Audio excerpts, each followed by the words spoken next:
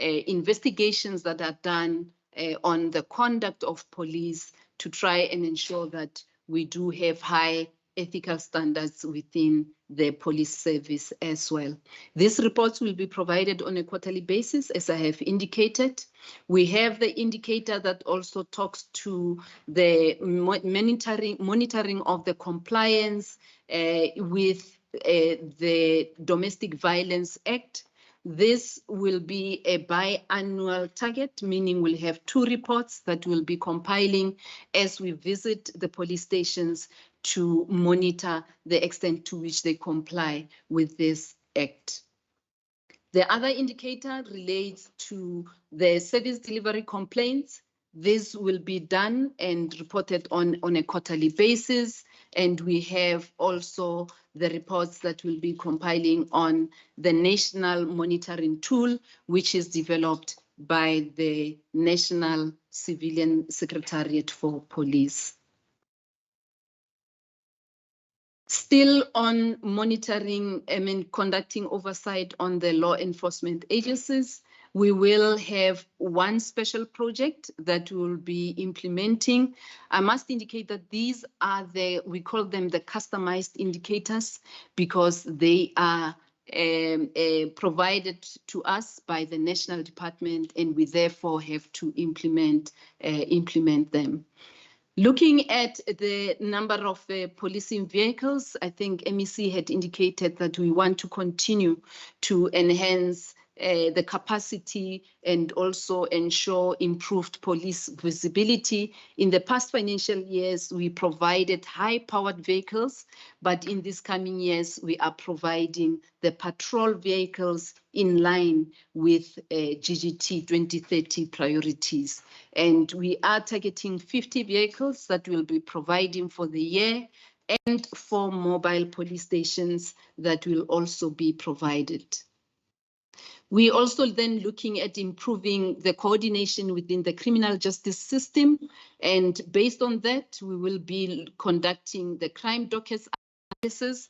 We are looking at the closed dockets, as we always do, to try and check on what are the reasons that related to the closing of the dockets, and how can we actually try and improve on those. I think one of the findings that we got in the past financial year was that high number of cases are closed because the perpetrators cannot be traced, and that being a reason due to the undocumented foreigners, and that remains a very, very big challenge for police in that space. The court watching briefs will be continuing to conduct that. That is intended to try to improve the quality of investigations, because we have come to realize that the quality of investigations has got an impact on the cases being able to make it to the court roll and actually going through the system, and citizens getting to see justice happening in that space. So we will continue to conduct the court watching briefs. We have set ourselves 10, and we are saying 10 because we are trying to sharpen our approach, our tools, so that when we begin to go on a bigger scale, we are sure of what we will be implementing and the results that we can get out of the implementation of that. The GBV cases tracked, we continue to do that. In the past financial year, we had targeted 600. We are now targeting 1,000 for this coming financial year. We will be reporting on this on a quarterly basis to try and ensure that these do make it to the court roll, and we see convictions coming out of those cases as well. On the social crime prevention, we have indicated earlier to say we want to try and improve on that. We have set ourselves a target of 550, that looking at trying to mobilize community and actually raising awareness around crime prevention and the role that we can play at a community level. We also continue to conduct the school safety interventions, and certainly engagements and discussions continue with the Department of Social Development and the Department of Education to make sure that the interventions that we implement are holistic and they do address the challenges that we continue to experience. The number of GBV victims receiving support, that will continue to be a priority. The fact that as a department, we have been appointed as a coordinator to implement the Gauteng provincial strategic plan on GBVF. We will continue to implement that. And based on that, we are committing to provide support to about 3,000 GBV victims. And as we do that, we will continue to monitor the victim empowerment centers to ensure that our victims do not experience secondary victimization. And we will be reporting on that on a quarterly basis to see the progress that we make. On the green doors, to try and make the services accessible to the citizens, we are committing to roll out about 36 in the coming financial year to make sure that we are able to contain the victims where the police stations happen to be further than 5 kilometers from the community itself. With regards to the LEA's officials, we want to continue to provide the training to the police officers so that they understand the kind of issues that they have to deal with as they engage with the victims and not subject the victims to secondary victimization, but also making it possible for the victims to report and be able to continue with the case, because a high number of cases get withdrawn, and we want to make sure that that does not continue, especially because this continues to be a thorn issue for us. Looking at safety promotion still, we will obviously be monitoring the implementation of the plan, that being how the other government departments are contributing towards this plan that we have for the province, and we will on a quarterly basis report to legislature as well. But we have in the past financial year established the structures, what we call the multi-sectoral structures, and therefore we want to make sure that these structures are functional and they do contribute to the implementation of the plan and provide services to the victims, even at a ward level, as we are moving on towards the district development model. Also still related to the GBV strategic plan, we will be then implementing the plan and obviously reporting on the progress that we are making on that space. We are committing also to try and conduct research in this space. We can never say we have done enough research, especially on a pandemic like the GBVF, and therefore we'd like to make sure that we continue to have an understanding of the factors that contribute to this pandemic itself and how we can try and improve on that as well. Looking at the community police relations, these are also the customized indicators. We will be focusing on the community police forums, assessing those in terms of functionality, and we'll do that across all 144 police stations and report on them on a quarterly basis. Similarly, on the community safety forums, we will be assessing those and reporting on them, albeit the challenges that we continue to encounter, where we would have the safety forums not established, but we believe that in this coming financial year, those will be the challenges of the past. On community patrollers, we have set ourselves a target of 110 that we will continue to assess on a quarterly basis and provide a report on those in relation to the functionality of that. Now moving to program 3, which is traffic management. under the traffic law enforcement. We must indicate that our target that we have set ourselves, I think, that is in relation to the delivery program. We had set ourselves, obviously, a very high target of around 20%, and that continues to be a challenge for us. But we are committing that we will have operations that we undertake to enforce traffic laws and ensure that drivers, pedestrians, and also passengers do observe those. And looking at the reckless and negligent driving operations, we are committing to 9,542 for the year, and we'll report on that on a quarterly basis.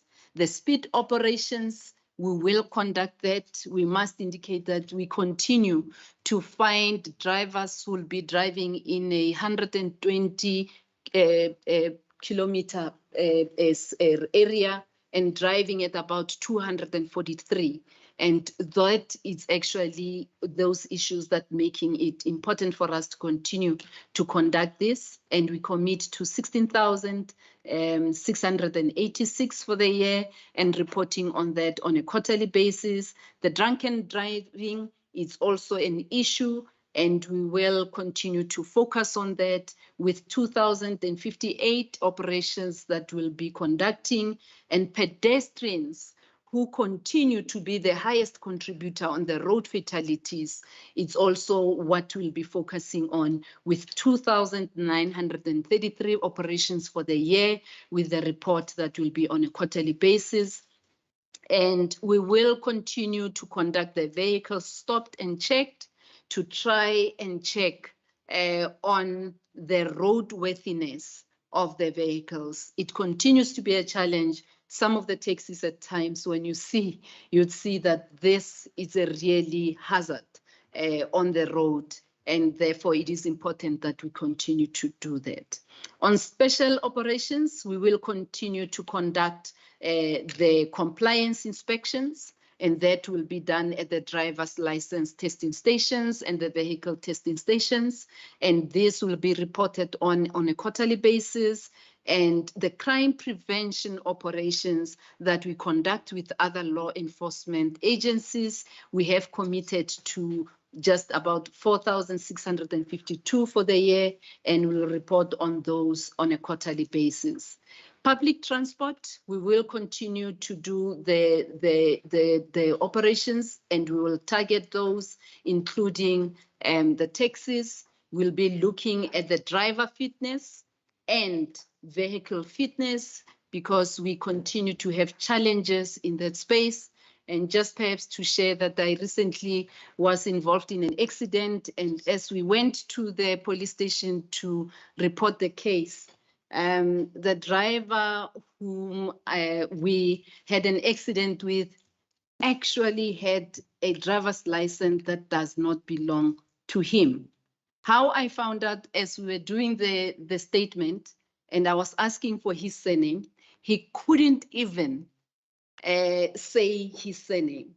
He actually had to take the driver's license and spell out the surname to me. So, I mean, like, really, it really cannot be. And that continues to be a challenge, because then you have people who are saying we have the driver's license when actually they have never even gone through the learning and the testing to be fit to be on the road. In relation to the learner transport, we will continue to conduct those, and we're committing to 598 for the year, and we'll report on a quarterly basis. Vehicles weight, we'll still continue to conduct those to make sure that the vehicles carry the weight that is in line with what is expected. Looking at the road safety promotions sub-program, which is the last program, we'll continue to conduct the road safety awareness campaigns to try and raise awareness to drivers, passengers, and pedestrians. And we are committing to 1,400 for the year. And lastly, on the schools safety, we are committing to 1,008. And these two targets as well, I must indicate, they are customized indicators that we have received from the Department of Transport. That brings me to the end of the annual performance plan. Thank you, Chair, honorable members. Thanks for the presentation of the annual performance plan. Honorable members will move to the presentation of the budget appropriation for 2022-2023 financial year. I'll hand over to the MEC to do some remarks. Then if there are remarks, then she will give it to a person who should present to us. Over to you, MEC. Yes, no, thank you very much, Chair. Now we are getting to the real crunch of the matter. Money, money, money. And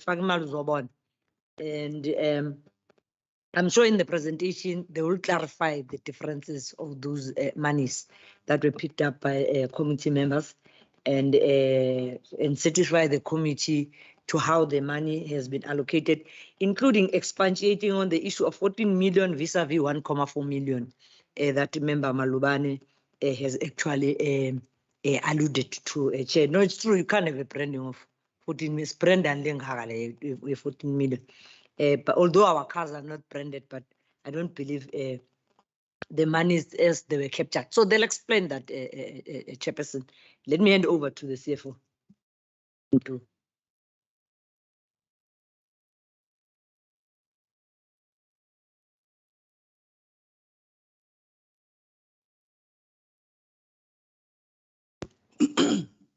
Okay, thank you very much, Honorable MEC, and I'd like to greet everybody in the room, honorable members, Chairperson,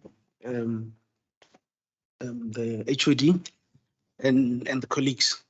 So in this presentation, I think when the MEC did her remarks, and also in our presentation of the APP by Tshebeletso here, you'll see that there's a lot of correlation and in terms of the alignment of our budget to the priorities of the GGT 2030 priorities. So this slide is just to speak to the GGT 2030 priorities, and I think we all know them. And we know that as a Department of Community Safety, we contribute to the GGT through the safety, social cohesion, and food security. And then we do that via the police oversight to mobilize the communities to take charge against crime, support implementation on national action against GBV, and I think Tshebeletso has mentioned that. And obviously the traffic law enforcement. This is us to reduce the fatalities on the road. So in terms of the police oversight is to have jeeps in high crime areas and direct clients' feedback on police service delivery. So obviously, as the MEC has mentioned, the fact that our job is to do oversight on police work.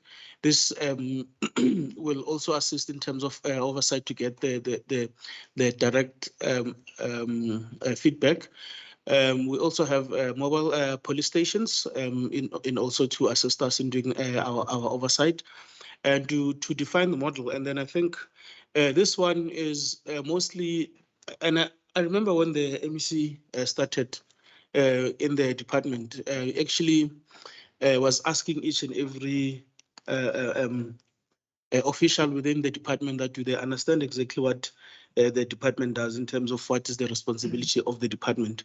And mostly they were not sure on whether the department is the police or we do the oversight. So mostly there is to ensure that people understand exactly what's the model in terms of police monitoring, and also to professionalize and establishment of CPFs.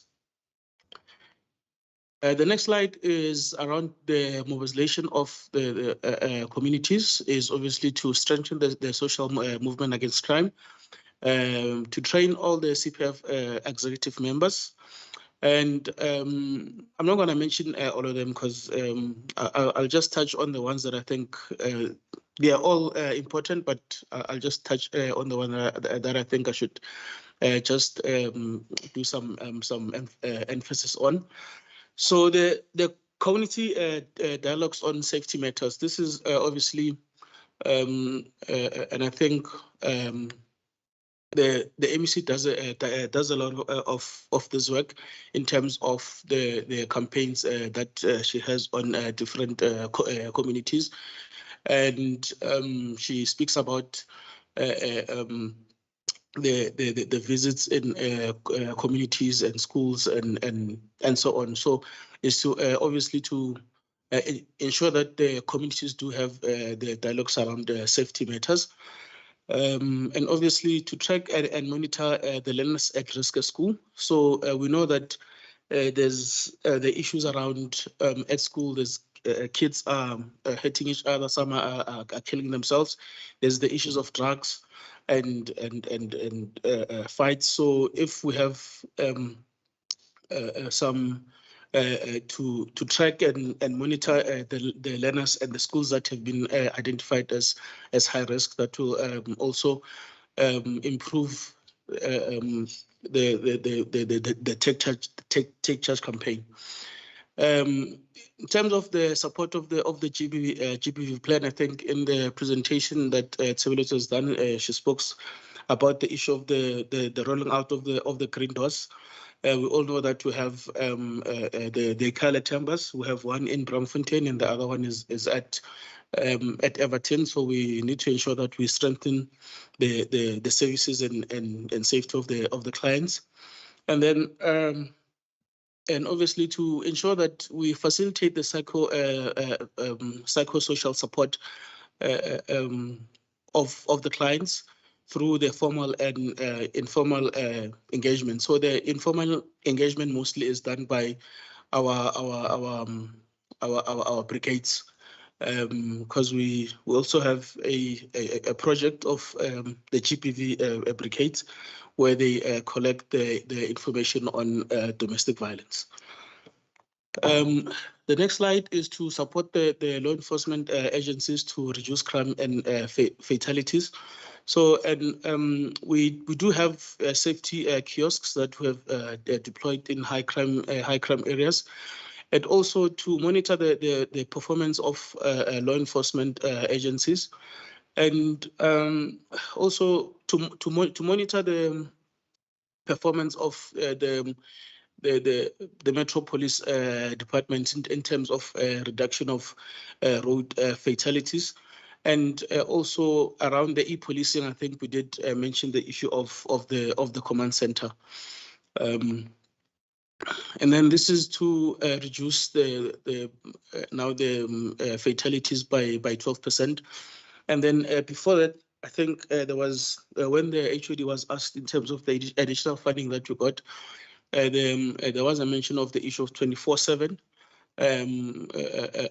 shift system, and then it will be explained further when we're looking at the finances, and also the coordination of the different MPDs. That's your integrated operations, and also we do have the Okai Mulao, and also it contributes in terms of reducing crime and also reducing fatalities in our roads. So this is now the budget for the MTF period, which is the 22-23, 23-24, and 24-25. So the amounts that you see there is the amount as per the budget book. So obviously the difference that you've seen between these figures and the figures that are in the APP is mainly because I think our APP were not was not updated with the budget that was which had the additional funding, and then that was causing the differences between the two documents. But the correct amount is the 1153. And then Obviously, we do have three three programs, which is your administration, provincial secretariat, and traffic management. And then from a performance point of view, I think Tshebeletso has explained exactly on what our targets are. And then this is now the budget that is allocated to the department. Included in that is obviously the additional funding, which will be explained further. So as you can see, the department is very much highly labor intensive. Our compensation of employees takes at least just above half of the budget that we have, and then we have our goods and services and capital expenditure. So I just need to bring attention to the members that in the budget that we have, we did have budget cuts. So there is something called the compensation of employees wage freeze.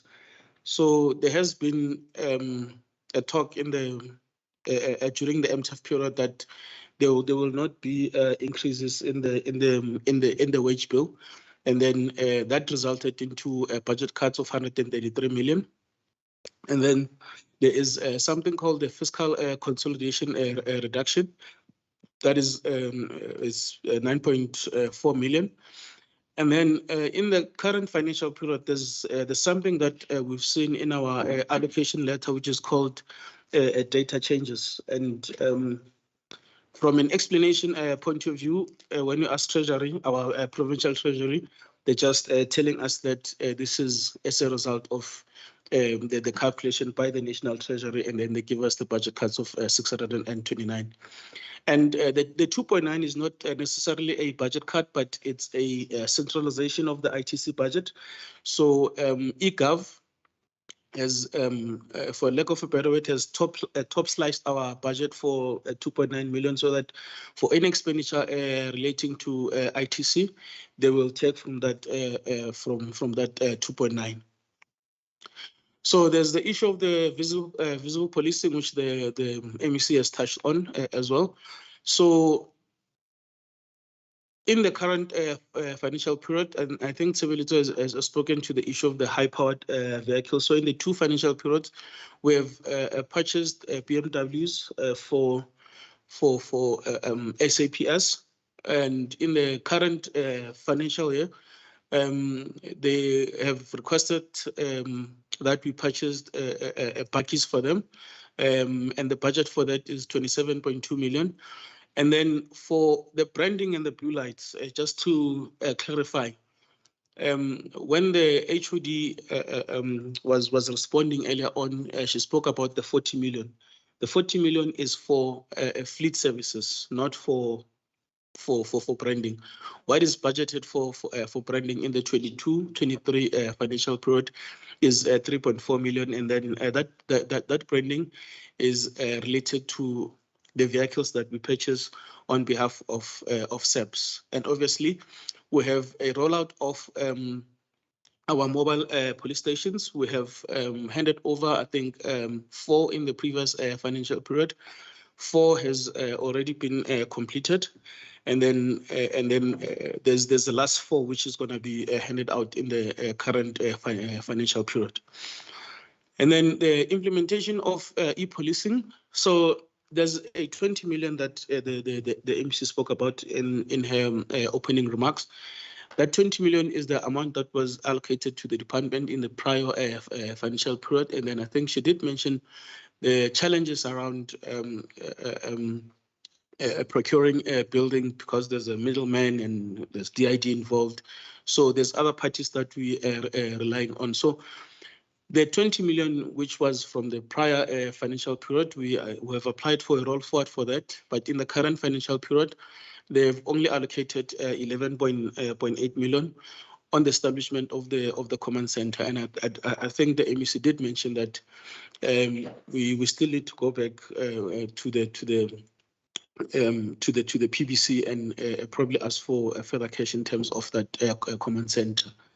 And there's obviously the tools of trade in terms of the e-policing, which is there we've written firearms and uniform for now, but as the time goes by, there's the issue of body cams that we will be looking at around the issue of e-policing. And then the department was given funds to absorb traffic officers which were on contract. And then this was a project which started in the yes, in 2020, MEC. So we did absorb 133 in the first year. Last financial year, we absorbed another 133. So in the current financial period, we will absorb the last tranche. And then what has been allocated in the current financial year is the 135 million for that particular project. So this is the gender responsive. And then when Sebeletso presented, she spoke to the issue that the department has been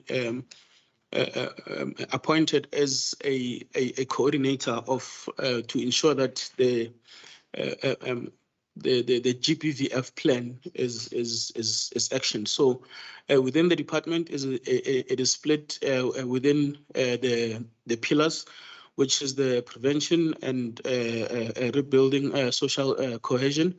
We have the justice, safety and protection. And then we have the economic power, which is to make sure that all the victims are actually get training so that they can be able to work for themselves. Because one of the reasons that encourages the issue of GBVF is the economic reliance by the victims on the perpetrator. So that line item for 10 million is to ensure that at least there are skills that are given to the victims so that they can fend for themselves. So the total amount that has been given to the province is 65.8 million for the 2022-2023 financial period. We did mention the issue around the 24/7. So there is, it's actually not a shift allowance, it's a night shift allowance, so that and overtime. And I think when the HOD mentioned the issue of the overtime, that is only on holidays and Sundays.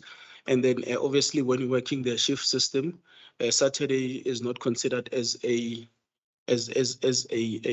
overtime day. So only on Saturday and public holidays. So that is the amount that has been given to the department. And then when you add it, gives us the 87 million that the HOD mentioned earlier on. And then under the social sector, in terms of our patrollers, so I think this is where the mixed up was. Member Malubani, when you spoke about the 40 and the 13. So the patrollers were given 13.1 million. This is from the point of view that we needed patrollers in each and every ward. And then there is a conditional grant, which is EPWP from national, that was allocated to the department in the current financial period. And that is the analysis of the budget for the department. We'll take questions if there's any, or otherwise I will allow the HOD to add if maybe there's anything else that I've left out. Thank you very much, Chairperson. Thank you, CFO, for the presentation. Honorable members, those are the two presentations, the budget appropriation and also the annual performance plan for the 2020-2022-2023. And when the CFO started to present the appropriation bill, he tried to clarify the reason for the two different amount which was sent to the committee with regard to the 1.1, the 1.53 and the 1.026 billion. Honorable members, before I can hand over noting the hands for inputs and questions of clarification. CFO, can we go to the slide?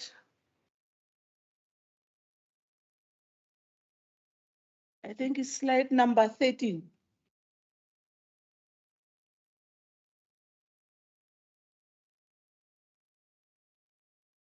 With regard to the 20 Toyota buggies for subs, the amount budgeted, what will be the cost per buggy?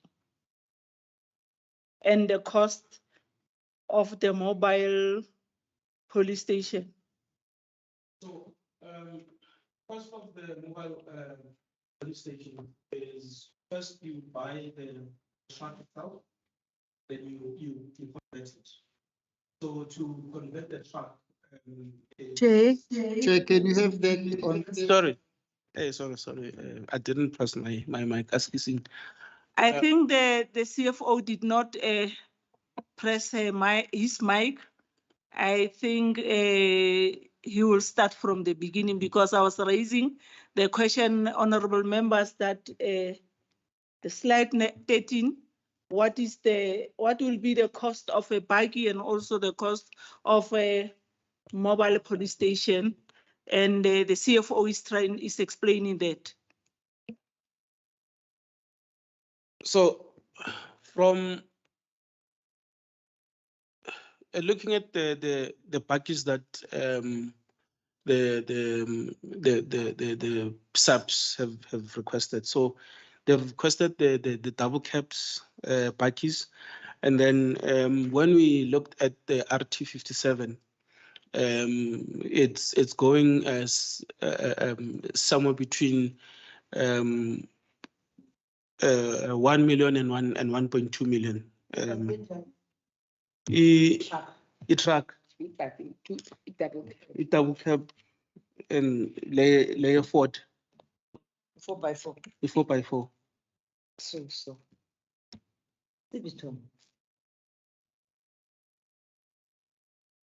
It's a 4-seater plus a bucky, a van at the back. We'll try and get your picture. I was Kokula and doing. Yeah, we can pull it. And including the branding. yes, this is, yes. So, and then, as I mentioned, the issue of the mobile police stations. First, you buy the truck itself, the Tata truck, and then in the current financial year, we're only gonna buy 4 of those, and then there's the conversion of that particular truck into a mobile police station, which costs about 700,000.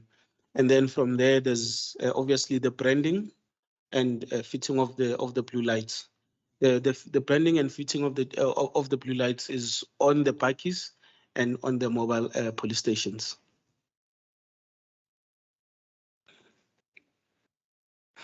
And Chairperson, maybe if it also pleases the committee, I can get the actual breakdown in terms of those figures, because this was just the high level from a budgeting point of view. But if it pleases the members, I can get the actual breakdown on those figures. Based on specifications. Yeah. Yes, based on the specification by subs.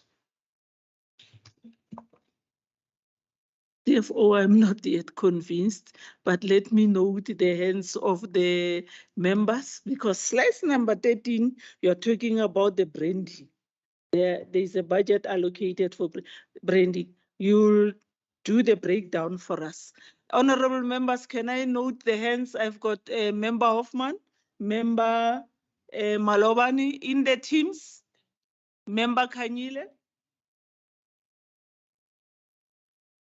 Those are the 3 hands which I've noted. Member Hoffman.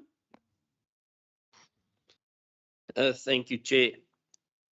Firstly, I want to start off by the Civilian Secretariat. My English is a bit better this morning. With a focus on oversight, I do feel that we lack in depth where it comes to dockets, police brutality, and bribes and corruption within our departments. And I would like to see that we focus more of the department's money on those aspects. I think it's right to say that in the last few years, there's been a huge increase in police brutality, dockets that goes missing, and police corruption, and metro police corruption. And I would hope to see that, we focus and strengthen departments like IPID. I think IPID at this stage have 12 members, if I'm not mistaken, and they are under-resourced. They don't have data on their phones to WhatsApp or to use pin drops, and that's quite concerning for me. So I would rather like to see us strengthen our oversight on those issues. With regard to the Metro Police, MEC, through you, I don't really see too much oversight on the Metro Police within the report. And I do think that the Metro Police have almost become a law unto their own. I would rather like to see some more oversight. I can't remember if it was a chairperson that said that the Metro Police is there as a force multiplier for the SAPS. But at this stage, we do see that there's a breakdown in communication between these departments, and that they don't really like to work together in all aspects. The Tsotsis within those departments, they like to work together, but the good officers, they don't communicate with each other. And Madam Chair, the reservists and peace officers, the patrollers is a good idea, but I do think that we are lacking in motivating people to become reservists and peace officers within the SAPS. That don't cost money, but it helps the SAPS broaden its spectrum, and it is people that are committed to serving the community without really needing financial support or stipends or money. In the last few years, there has not been many applications that was successful, and I don't know why SAPS can't get this right, or why they are hampering the progress with instilling reservists in the force. And Madam Chair, lastly, then I want to comment on the on slide 13 there. A Toyota Hilux bakkie that costs 1.3 million rand, and we buy in bulk. I get a better price from my dealership around the corner. I drive a Hilux with a better canopy than the police. That's not the price. If that price should be paid, I would be really saddened. We can buy 2 Hiluxes for that price. The branding and the blue lights, it's also a problem for me. It works out 161,000 rand per vehicle, approximately. So we can bulletproof that vehicle for that money. I have a quote for that. So we don't have to, we can actually bulletproof a vehicle for 161,000 rand. So I would really, if this process goes forward and we do buy these vehicles, I would really like this committee to focus on these amounts, because somewhere there's a middleman making a lot of money. Thank you, Madam Chair. Thanks, Honorable Hoffman, Member Maloban. No, Chair, thank you very much. Welcome to the world of you buy one for the price of two. It has never happened anywhere, but definitely it is happening here. But Chair, how I wish it's just an estimation and it's not real, because if it is, then there's definitely someone somewhere who's actually double benefiting on this deal. No, Chair, the other issue that I wanted to raise was, first, I'm happy that we are now beginning to have a gender-based budgeting, and we welcome the appointment, and of course, maybe we'll also have it as an FIS, the appointment of auxiliary social workers, of 142 auxiliary social workers, meaning all these all our police stations now are going to have, it's not yet happening, but are now going to have 142 auxiliary social workers. How I wish they're not only put into some corner called a VEC, but they're actually put at every, what is it called? Charge office. Service center, yeah. So that at least they are able to observe and receive women who have actually experienced gender-based violence, but also try and attend to victims of traumatic. Anyway, every crime is traumatic, but there are those that are worse than others. Chair, the other issues is the number of out of the 133 or 135 that is being absorbed. Maybe after we've absorbed all the group, let us also get a report on how many women have actually benefited out of this particular program, meaning how many women were absorbed into this program, because as part of this committee is to also ask Jody questions to be sure that women are definitely benefiting out of all government programs. In terms of docket audit or at police stations, how I wish there was money set aside just for us to be able to audit all GBV cases, particularly rape and murder. And how long does it take for such cases to be to get a successful conviction? And as part of gender budgeting, we need to look at putting aside money for that specific activity, Chairperson.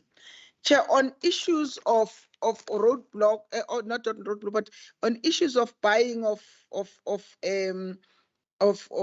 mobile police stations, we all know sometimes if mobile police stations are actually a standalone, they are very dangerous. And not as effective as having roadblocks. If this mobile police stations will then be used at roadblocks and regular roadblocks. I mean, other countries, our neighboring countries, they don't have half the number of police that we have in South Africa, but they are very successful because of the number of roadblocks that they have in their countries. You know, visibility, it develops you develop a confidence that there is visibility of police, that there is, the country is safe. And sometimes we post and countries, but they're effective. And I'm sure yazi emisi ukuthi ngikhuluma ngayo iphi country uthola ukuthi ama-police nje akungcolile awagqokanga nakahle, but ba-effective because bayakuthusela and they make you feel, if you are from somewhere, they make you feel that you are actually safe. So I think whilst we welcome this, but let them be deployed in roadblocks and where police can be seen visible. We don't want 1 hour roadblocks, but we want the whole day roadblocks. And of course, we can change the spots from one spot to another, because most of our, but I'm sure now MEC we know that if there is a roadblock, if we can close Soweto all entrances, zonke imoto ziyapaka, whether taxis or vehicles, zonke nje ziyapaka, and on that particular day you have less crime being committed against anybody. And I think it is time that we also try and invest in that particular activity. And of course, through our interaction, which is the interaction that the MEC will have every quarter with Metropolis, with law enforcement agencies, let us try and actually motivate the revival of roadblocks in all our regions. I know this one, MEC, has nothing to do with the budget, but I think it has something to do with how officers are supposed to function, and it was raised by members yesterday. The issues of ignoring things that contribute to road carnages in our country, in our province. You know, the ignorance of reporting potholes in certain areas. We know. Baziyeka naye ngokwakho uyayivika iphoyisa mara uyayivika ipothole, never report it. They never engage with MMs or to say, you know, if you can close potholes, it will definitely contribute in reducing road fatalities in our roads. And also the robots issue, Chair. Or sometimes azashaye ama-blue lights nomsindo ukuthi akhona ukudlula, but you'll never report that because so, and we all know at some point this used to happen, where it was a responsibility of a law enforcement agency to report anything that happens on the road that contribute, including ukatutshani, Chair, amaphoyisa, highlighting it with the administrators, as long as kunotshani endaweni so, we are now experiencing the high rate of rapes of children and women in this particular area, but they don't report those issues, and they have that in their as information. So, Chair, at least quarterly reviews, let this be the issue that is actually highlighted with our law enforcement agencies, and of course through parades, this thing be highlighted to our officers so that we can begin to see them reintroducing reporting of things that contribute to crime, Chair. Chair, the last question is the issue of, are we now 24 hours or we only work 24 hours when there's a need? There's some confusion. Yesterday, when we were discussing, there was that impression that we are now 24 hours. But if you listen to what the HODF said, we are not 24 hours. This money is meant for overtime and sometimes working on special days, etc., etc. So maybe the question will be, are we 24 hours or working towards 24 hours? And if we are, that things. And the last one, Chair, looking at the budget, you know, the budget of our core mandate, which is civilian or provincial secretariat, is actually reducing in the next 5 years instead of increasing. And that is our mandate. Yoguti senze oversight, senze but yiyo le imali yakhona yehla. Ngicela maybe incazelo kancane. It's 200 and ithi kule slide isikalo, because just so that HOD ubona ukuthi ngizama ukuthini here. If you look at it's 280, it goes to 260, then 2, or at least la increase. But I'm actually worried ukuthi ayikhuphuki, but yiyo ke into kahle hle sidalelwe yona thina kulo government waseGauteng. Thanks, Chair. Thanks, Member Malobane. Member Khanyile. Thank you very much, Chair. Maybe start on a lighter note. Erbare Hofman et fra verskoning dat ek is 'n naam voor vergeet het. Miskien is dit omdat ek verwag het dat is Engels vandag beter sou wees soos u gesê het. Ons het Chairperson- jou nie gehoor, meneer. Kan jy net Engels praat asseblief? Now, I was just apologizing to him earlier that I forgot his name because maybe it's because today he said his English is better. So maybe that's the reason. But anyway, it was a lighter note. Chair, Thank I you, just want, okay, thanks. Chair, I just want to start by saying that sometimes it is frustrating if we want to have information from the department and it's not easily accessible. The MEC will know what I'm talking about. We've been trying to get the APP of the department, and in the way they've I don't know, provided it, it has been difficult. So I just want to make an appeal that maybe those things should be looked at because they are going to help us a lot. Then, Chair, there's an acronym that is used there called APRE in the slides that were presented earlier. Can that be explained? What does it stand for? The next question, Chair. There's a target on financial management that the department says they want to reduce irregular expenditure by 50% of the previous year. Can just an indication be given?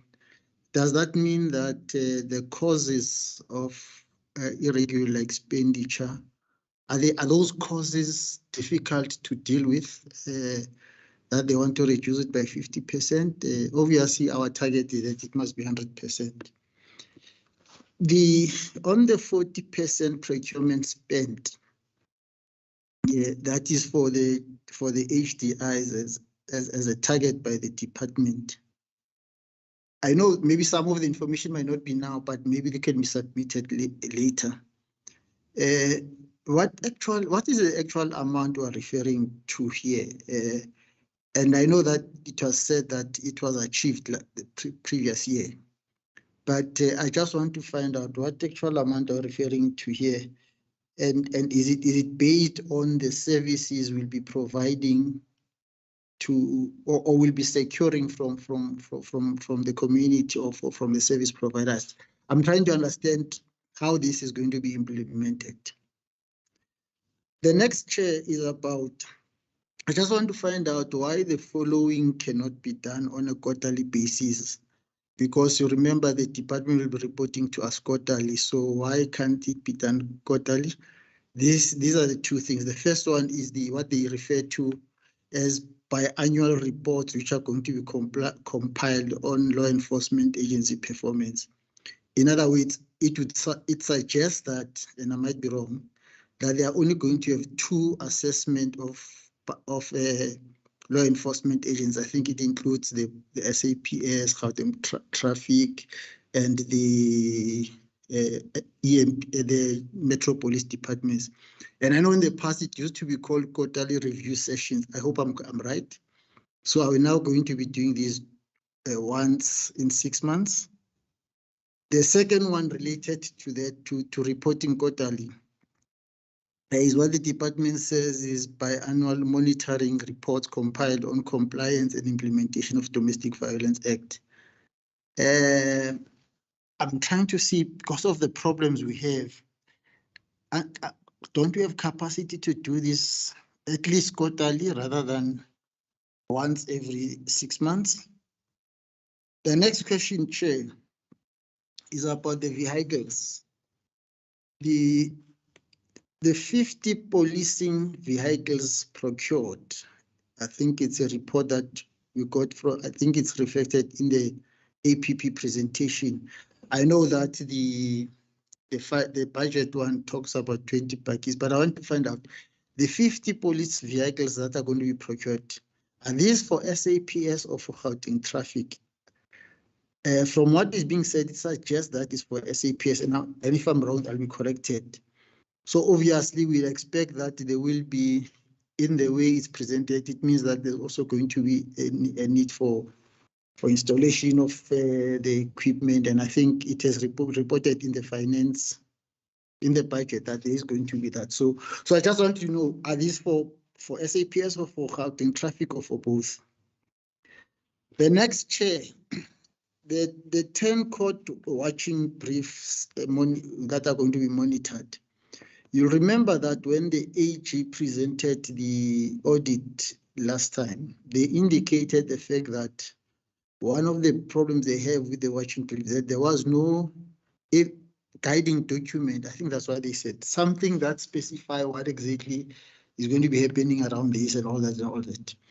So I want to find out if the department has that already, and if so, can it be provided to the committee later? Not obvious, it can be done now in this meeting.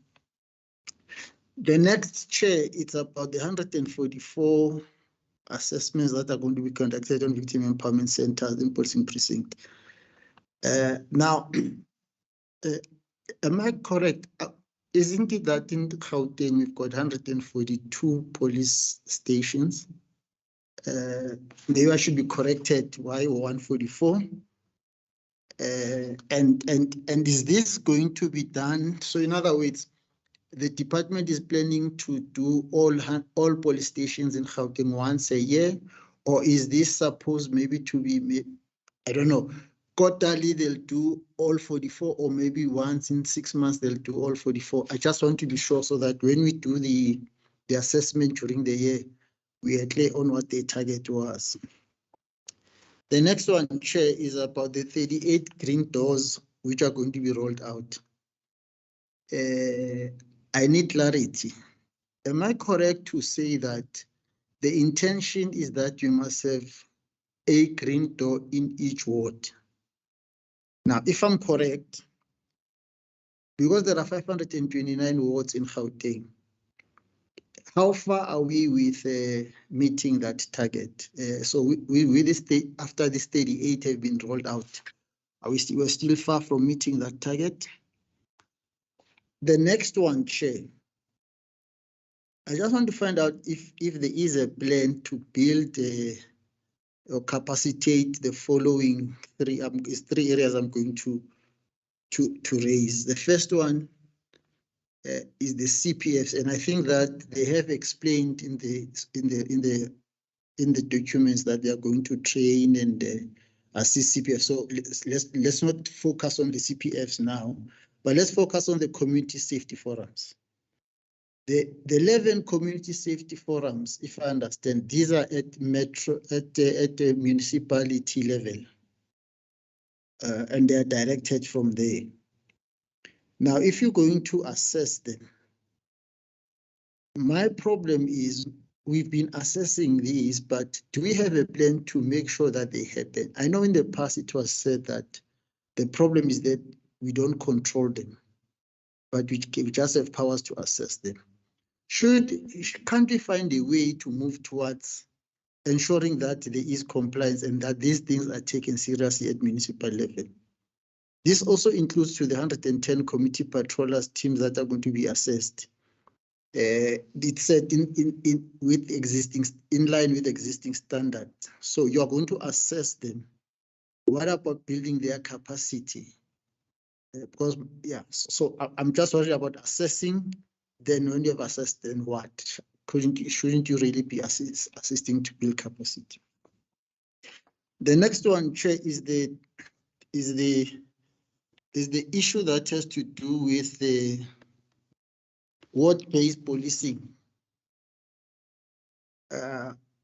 I'm glad that there is a move towards finalizing this thing of 10, I think it's called patrollers per ward. It's a very exciting thing. I know it's something that was started in the previous financial year based on the announcement by the Premier. So we're excited about that. But the issue is, I just want to be clear. We will remember that some metro, I think it's JMPD in particular, they also spoke about 10 police per ward, something like that, 10 metro police per ward. And I would think that this could be linked in a way. Is there thinking from the department to ensure that there's a link between that, those strategies? But also, you remember when the MEC was speaking to us about this earlier, the question of the DDM, this district development model. I would think that this is part of the approach. So I'm requesting that, is it possible that at some stage the department can come to us, not today, obviously, because maybe they're not prepared, come to us and tell us what are their plans in ensuring that DDM is implemented from the community safety point of view. And so the other issue related to ward policing. If you look at the budget, according to the budget, we're saying that we're going to monitor the performance of MPDs on road safety. And I think it's linked to what Honorable Hoffman was asking. Because our understanding is that the Metro Police Department have got 3 mandates. But you seem to want to you are suggesting that you're going to monitor road safety only. What about the other 2? Can the department even look at that? Maybe it's also linked to what we asked earlier about those sessions that you're going to have with the law enforcement agencies. Chair, I'm about to finish, but I just want to ask this thing about the social movement against crime, which is going to be strengthened. I think the problem with me is understanding of some of the words. If you say to me movement, I'm thinking of a structure and people.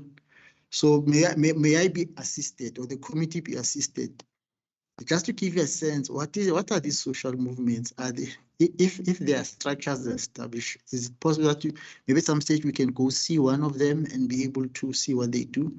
But if it's just going to people and encouraging them, then maybe it will be made to understand.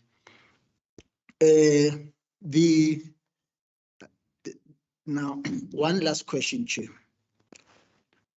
There has been an issue, I think there's one document that we saw as a committee that spoke about the intentions of the department to reduce crime.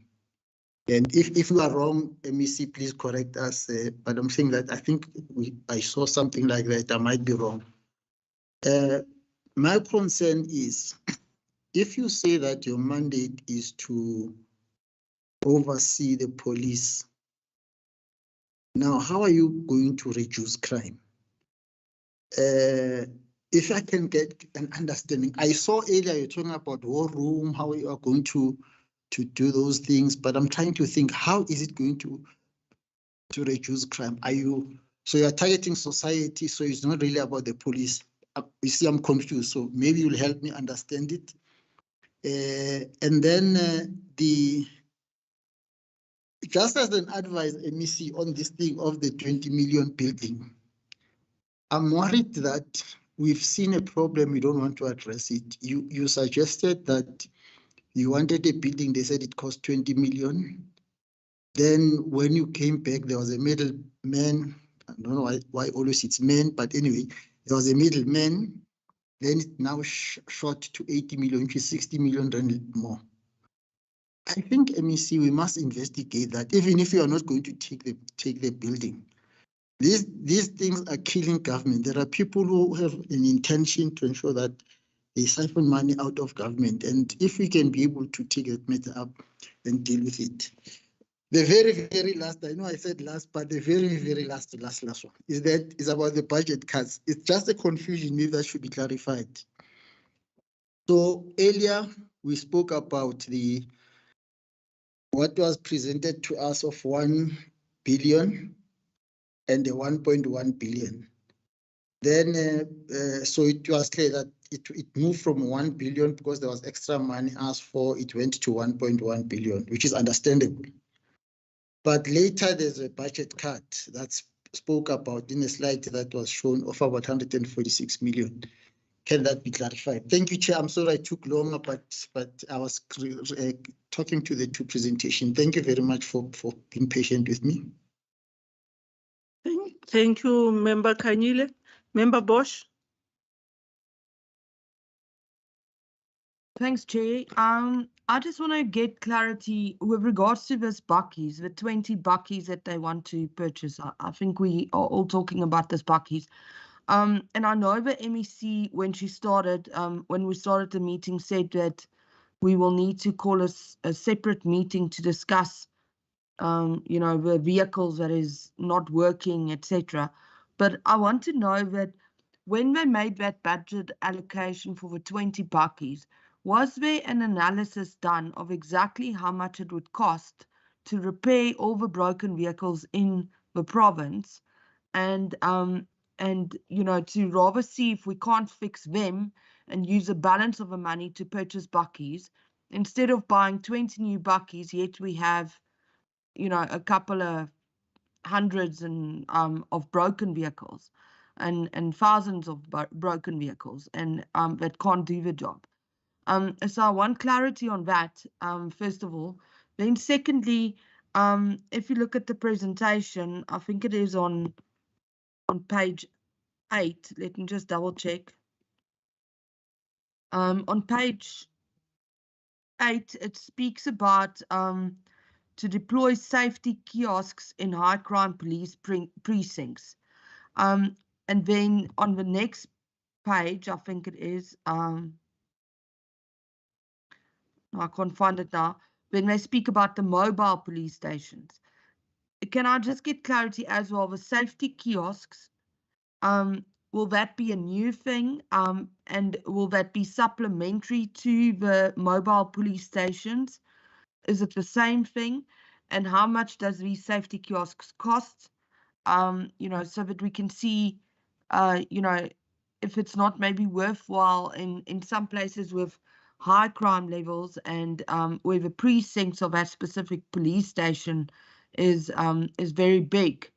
You know, if you had to consider, for instance, the Akasha police station, just to give one example, that covers the Akasha section, Roslyn, as well as Shoshangwe.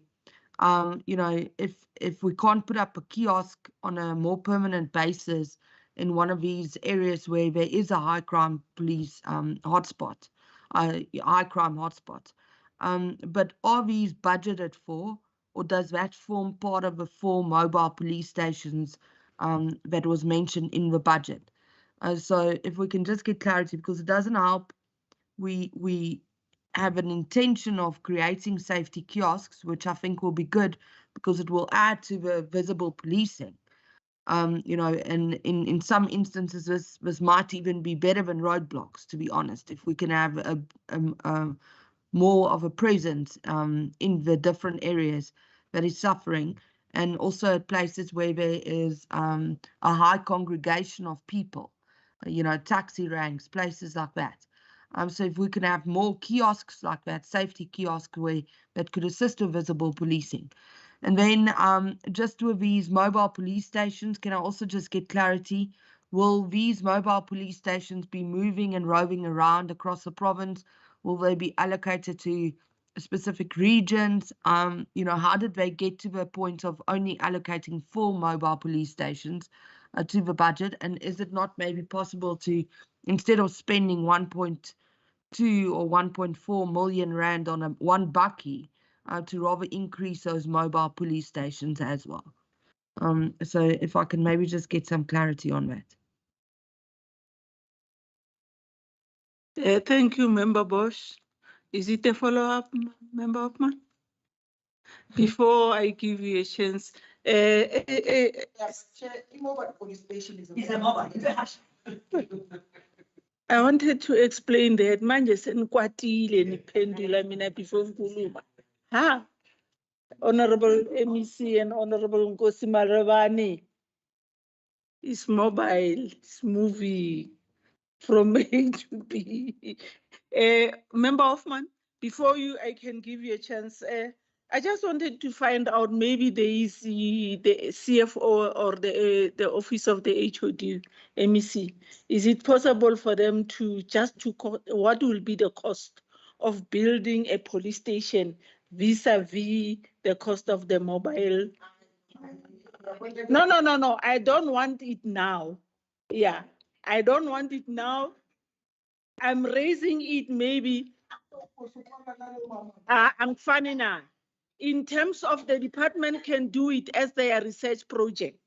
In terms of they're doing research, they're doing research. They can research on that in terms of what will be their cost, the cost of building a police station vis-a-vis the mobile police station. Because I'm checking the warranty of the vehicle itself. I'm taking it further. You understand, Member Maloba? I'm not the same as Member. Yeah. And then the other thing is it with regard to illegal mining, MEC, I know sometimes you would like to say that is not is a national competence. But I just wanted to find out, is there any plan in place to address the challenges which are taking place, because there is areas which there are no-go areas, and those allegations, people are saying that police cannot go to that area. They are saying that is a no-go area.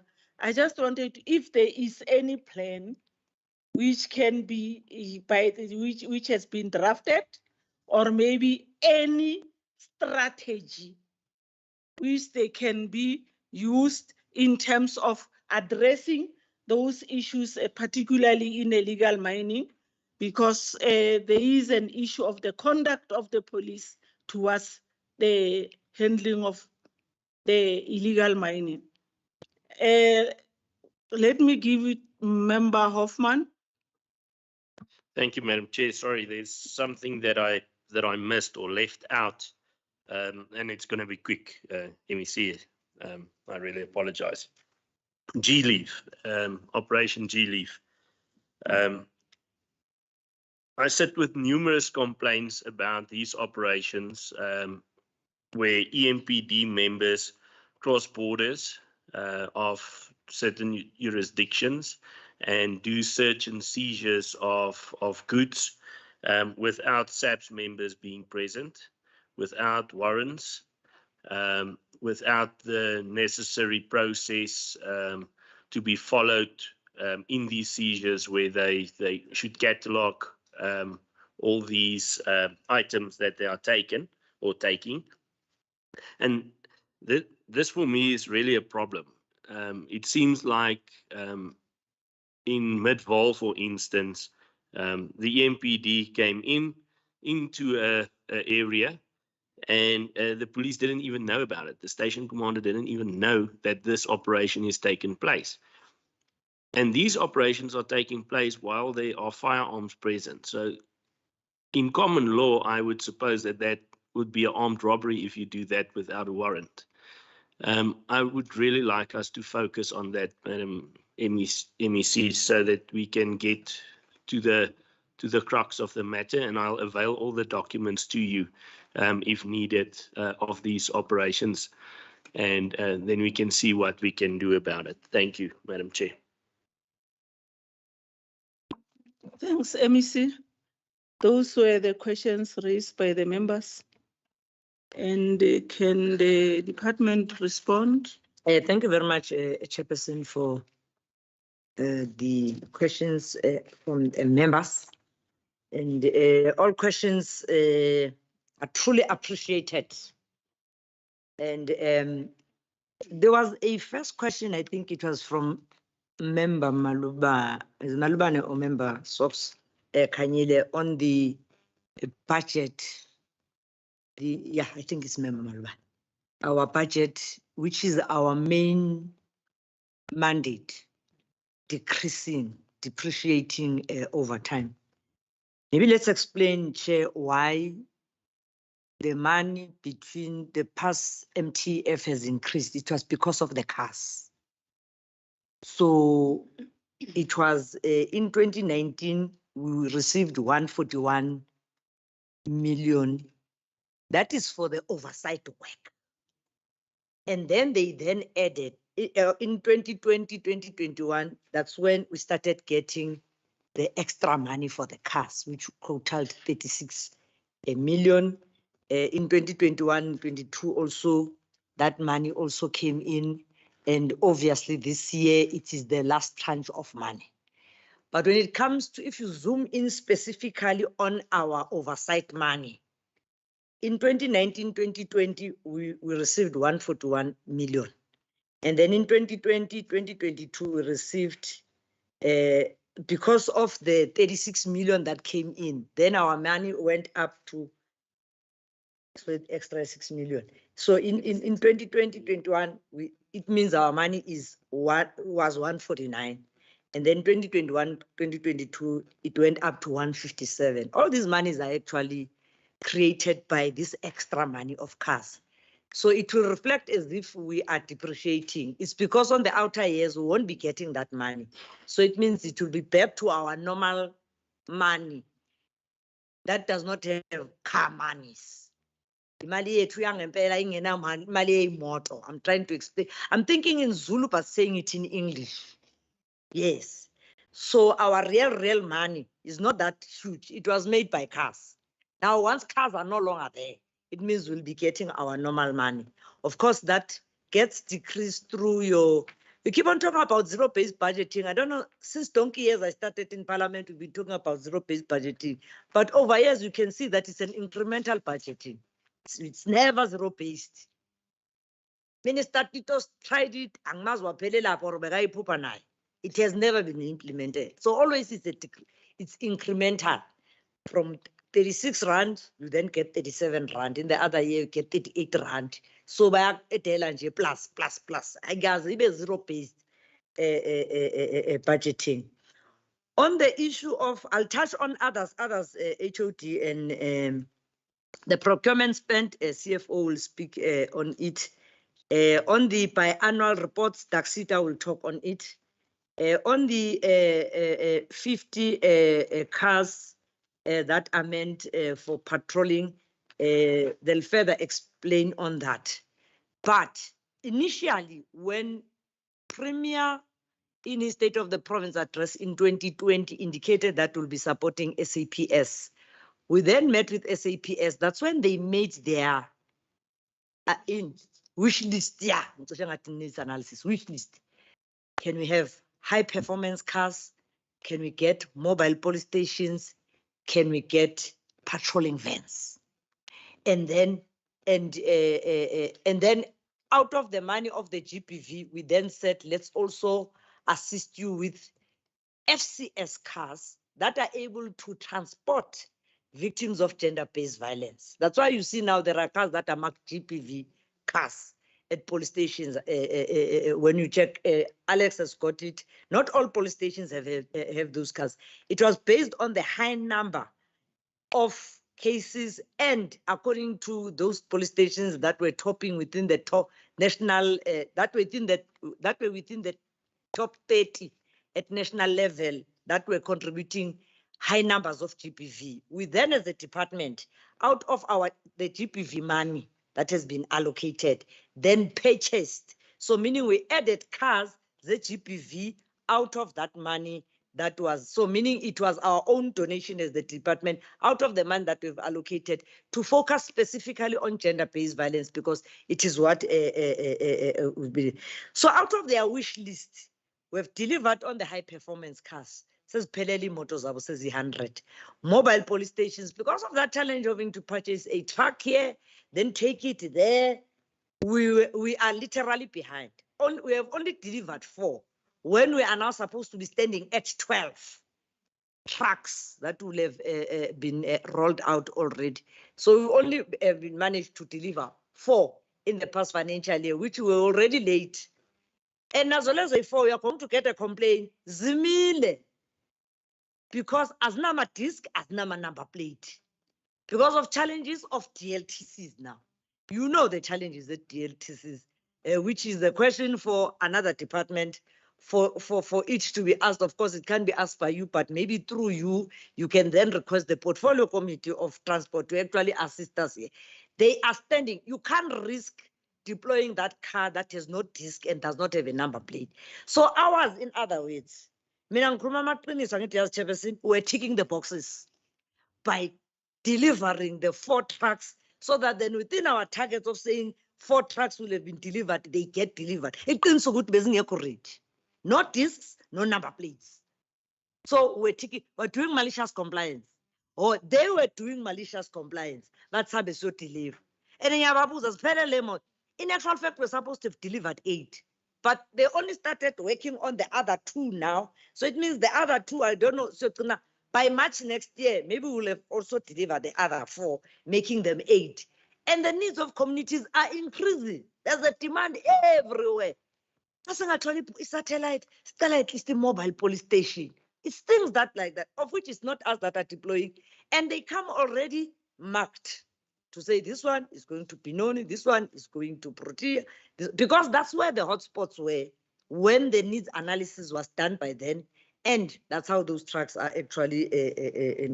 So they'll be yes, we hear that on the issue of the costs. I think Taxita will explain further because they had to sit down through. There's this database at National. They call it RT157. It is one RT57. Those are prices that come from RT57. Member Hoffman. Yebo. So it means that's what service providers give to National and said, these are the types of cars we have, and this is how much they cost. Of course, it may not cost $1 million, but once other things have also been included in the car, we do have a chairperson, how much it can cost, according to the various, which would Konama Toyota Hilux, Kona Nama Isuzu, Kona Nama Ford, Jalonja. So it's not yet final on this is what is going to cost per van. It's still based on the RT57 to say on the database, we have this, or we can buy this on your behalf, and then include branding. But I doubt it can amount to $1 million, Member Hoffman, of one vehicle, even after branding, meaning the value of the car. Of course, the car, its value never increases, it actually depreciates the sooner it drives out of the shop floor. Like, for example, a Toyota Hilux double cab, a 2.4. Remember also they differ. There's a 4x4, there's a 2x4, and there's a what. It cost about 420. So we did a calculation that if we have to get 50 of them, it means they're going to cost 21 million. If you get a Toyota Hilux double cab 2.4, the Raider at position 2 on ranking, they also vary according to the rankings, these cars. It costs 444,000 a car alone, and if we have to purchase 50 of them, then they're going to cost us 22 million. Then you've got the Toyota Hilux double cab 2.7 WTI RPS 5 MT, so meaning it's a 5 wheel drive, which is at position 1 ranking, is at 397, which works out a bit cheaper, but they will tell you also speed and whatever. Because they're doing patrolling, they're not necessarily chasing criminals. And Isuzu double cab 300, which is automatic, it costs about 385, and a Toyota Hilux double cab 2.8, so meaning then that becomes top of rate. They vary. That's what we get from the RT57 database. And based on that, engaging SAPS, that's when they say, no, we prefer this car, or we like this one. But that one, they became specific. That's when we went straight to BMW, because it's only BMW that is here in Gauteng. We avoided going to the VW Golfs and getting them the Golf, because police ordinarily they spend most of their time there, so they needed a comfortable car and all those specs that were contained. That's when we went to BMW. But besides, we're also growing the economy of Gauteng, buy in Gauteng cars that are going to be utilized, and also negotiate a discount out of it. But using RT57, sometimes it's never easy to be able to do that. On the 110 community policing forums that are going to be assessed vis-a-vis us strengthening them, we have to assess them, remember, Kanyile. We don't assess them, then it's you again who will be coming back. Pardon me for using isiZulu, you understand me, member. You don't know what it is that you're doing because you are not monitoring them. We have to. and a report be produced. This is the work that, so that then when you start strengthening, you know what are the challenges that are within our CPFs. And I'm sure we've been talking about professionalizing these CPFs. And because of high turnover, it's never also easy to also professionalize them. And as we keep on giving them more responsibilities, community in blue, the what, they end up even being afraid to oversight over the station commander. I think also it's based on the legislation that is there, that the chairperson of the CPF will be appointed in conjunction or in consultation with the station command. How do you monitor a person that approves that you must be there? Some of the legislations really, I think we need to look at them, because it also binds your feet and your hands. How do I then monitor you, Brigadier so when it is you who approved my appointment? Ngiyayibona ukuthi ezinye ziyaphetha and ezenziwa yithi esizibhalayo siziphasise eParliament. On the work-based policing, member Khanyile, yes, that's where we're striving for. But it is not linked to the 10 officers per ward. In fact, that's the policy of the African National Congress. The current government of local unity does not value that. You'll recall we started implementing in Tswane when it was the African National Congress that was the leading government in Tswane. They were implemented. When the new government came in, Member Hoffman, you are a party to it. They did away with the 10 officers per ward. By then we had advanced, they were even having bicycles. They were patrolling on bicycles. They were a serious Bobby on the beat. They were no longer driving cars, they were on bicycles. It was easy to chase a person on a bicycle. When a person, they've snatched a handbag, they will get on that bicycle and run. Come government of GLU, all those things, they've been put aside. When in last year, when the African National Congress also was able to come into Johannesburg, they went back and implemented the 10 officers per ward. It was relaunched by the late Mayor Makhubu. GNU started last year in November. They did away with 10 officers. So that is our policy, Member Khanyile. But we believe with continuous engagement, continuous working together, we are one government. People cannot differentiate. They just say government. Whether at local, at provincial, at national, to them is government. So ours is to find a way to uniformly implement whatever we agree upon, especially on policing our communities. On the DTM model, I must tell you, safety and security was never there. It's us who started pointing it out, that we are missing safety and security in the DTM model. They're only focusing on service delivered, providing water, roads, building houses. Well, safety and security was never included. So it's us who raised that point to say, within our DTM model, let's look at policing, safety and security be included. You will continue building houses, you'll continue putting in infrastructure, putting water, putting lights. But if there is no policing and safety in that area, it will be vandalized, it will be stolen. So it means you're working backward, like a chicken. It never, when's in English? It never digs going forward, it goes backward. It means we're working like chickens, we're working backwards instead of us going forward in relation to that. On the issue of monitoring on road safety, I think Daxita will expand on that, on the issues of your G-Fleet. The social movement against crime. We're a Department of Community Safety. Our responsibility is to mobilize communities. Communities will come in different forms and shapes. Others will call themselves the Tutula movement. Others will call themselves the neighborhood watches. Others will call themselves a men's forum. Others will call themselves community against crime. Others will call themselves let's fight crime. Others will call ziningi within our communities. Those are, most of them are social movements. So as the department, we have to find a middle ground to be able to work with them. We can't work and say, no, ours is to work only with police and ignore communities. With the crime that is high in our province, communities are starting to mobilize themselves. And one or the other, they will go and register an NPO and name it. Then Zelani, when they go door to door and say, no, we've got patrollers here, maybe at least each household, can you please donate 20 rand? People must not say, they're able to produce and say, no, we've already registered this NPO or this organization, and we believe your 20 rands will go into this kitty and be able to go and buy reflector jackets for the community and go buy whistles or buy pepper sprays. They are mobilizing themselves.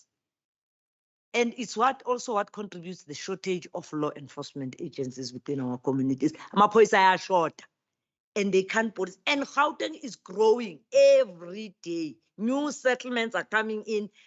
We are now almost, when you look at Gauteng, we're almost at the border of Randfontein. And we usually say, Randfontein. Coming to Johannesburg is far for them to come and do shopping in the city center. You'll travel an hour and a half. In between, robots don't work because they've stolen the cables. It means you'll be stuck in. So now you're telling Randfontein since it does. But because people like Johannesburg, it's like people who are next to your Paarl for your Devon. Bazifune Gauteng, abafuni eMpumalanga, and yet their province is in Mpumalanga. But because they're closer to Gauteng, they believe sifanele ba belong Gauteng. On the issue of the money being set aside vis-a-vis repairing the cars, those cars do not belong to us.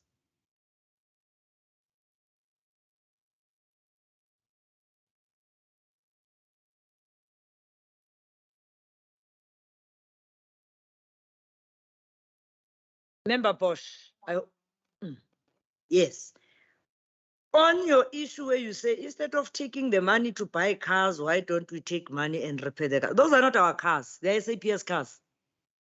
And the cars that we will be buying, we will be donating them to SAPS.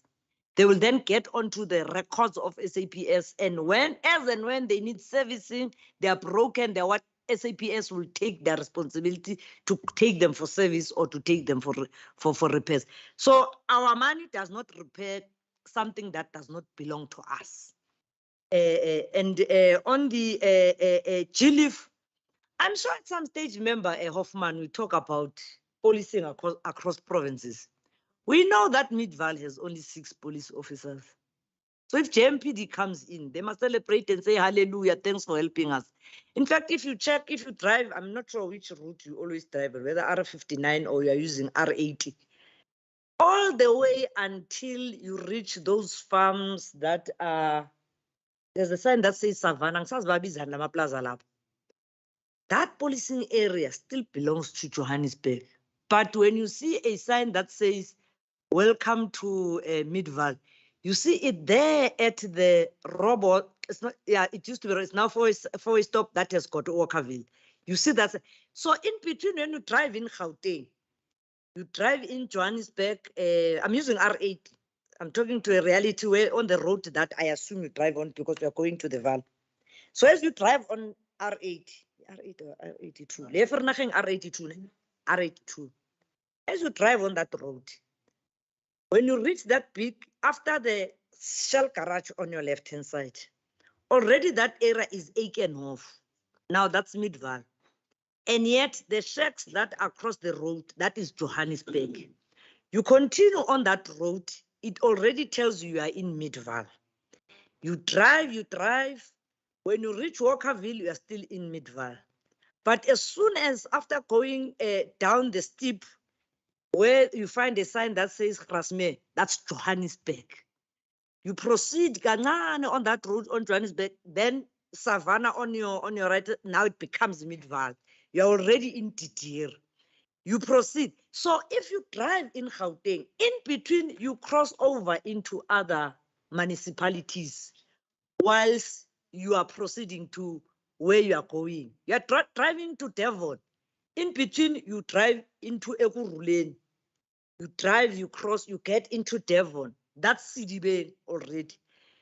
And Mpumalanga in between, there's Delmas, there's Mpumalanga in between. Meantime, you are still driving in Gauteng. But how the demarcation was done, it was not done by us, but The road networks takes you over into other provinces or over into other municipalities. That's why you'll then find a JMPD car at that area, because that area is Johannesburg. As much as me and you know it to be Midvaal, because from here, Walkerville, you cross, there's Didier. In between that place, it belongs to Johannesburg. So you'll find JMPD. Yes, of course, them communicating that I'm in your neighborhood.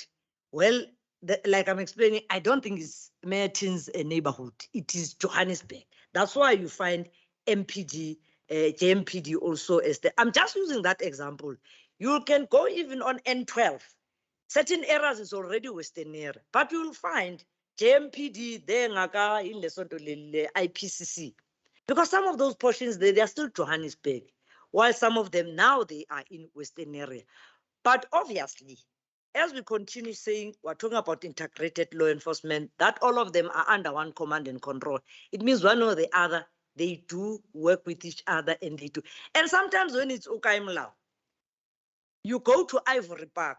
Me and you know Ivory Park to be in Johannesburg. But over policing, it belongs to Ekurhuleni. But you'll find JMPD. But they come in and work. Orange Farm, we know it to be in Johannesburg. And yet with policing, it falls under CDB.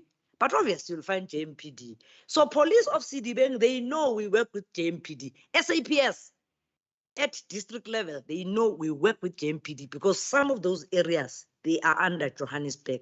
And one, of course, one street away, it may be another municipality. We don't then say, no, Sesemetin Manje, do not come in.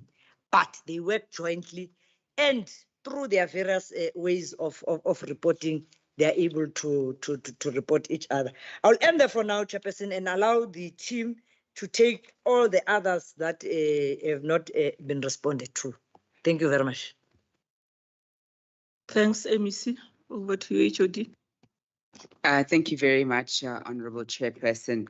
Honorable Chairperson, we will contact the Public Works, the National Department of Public Works.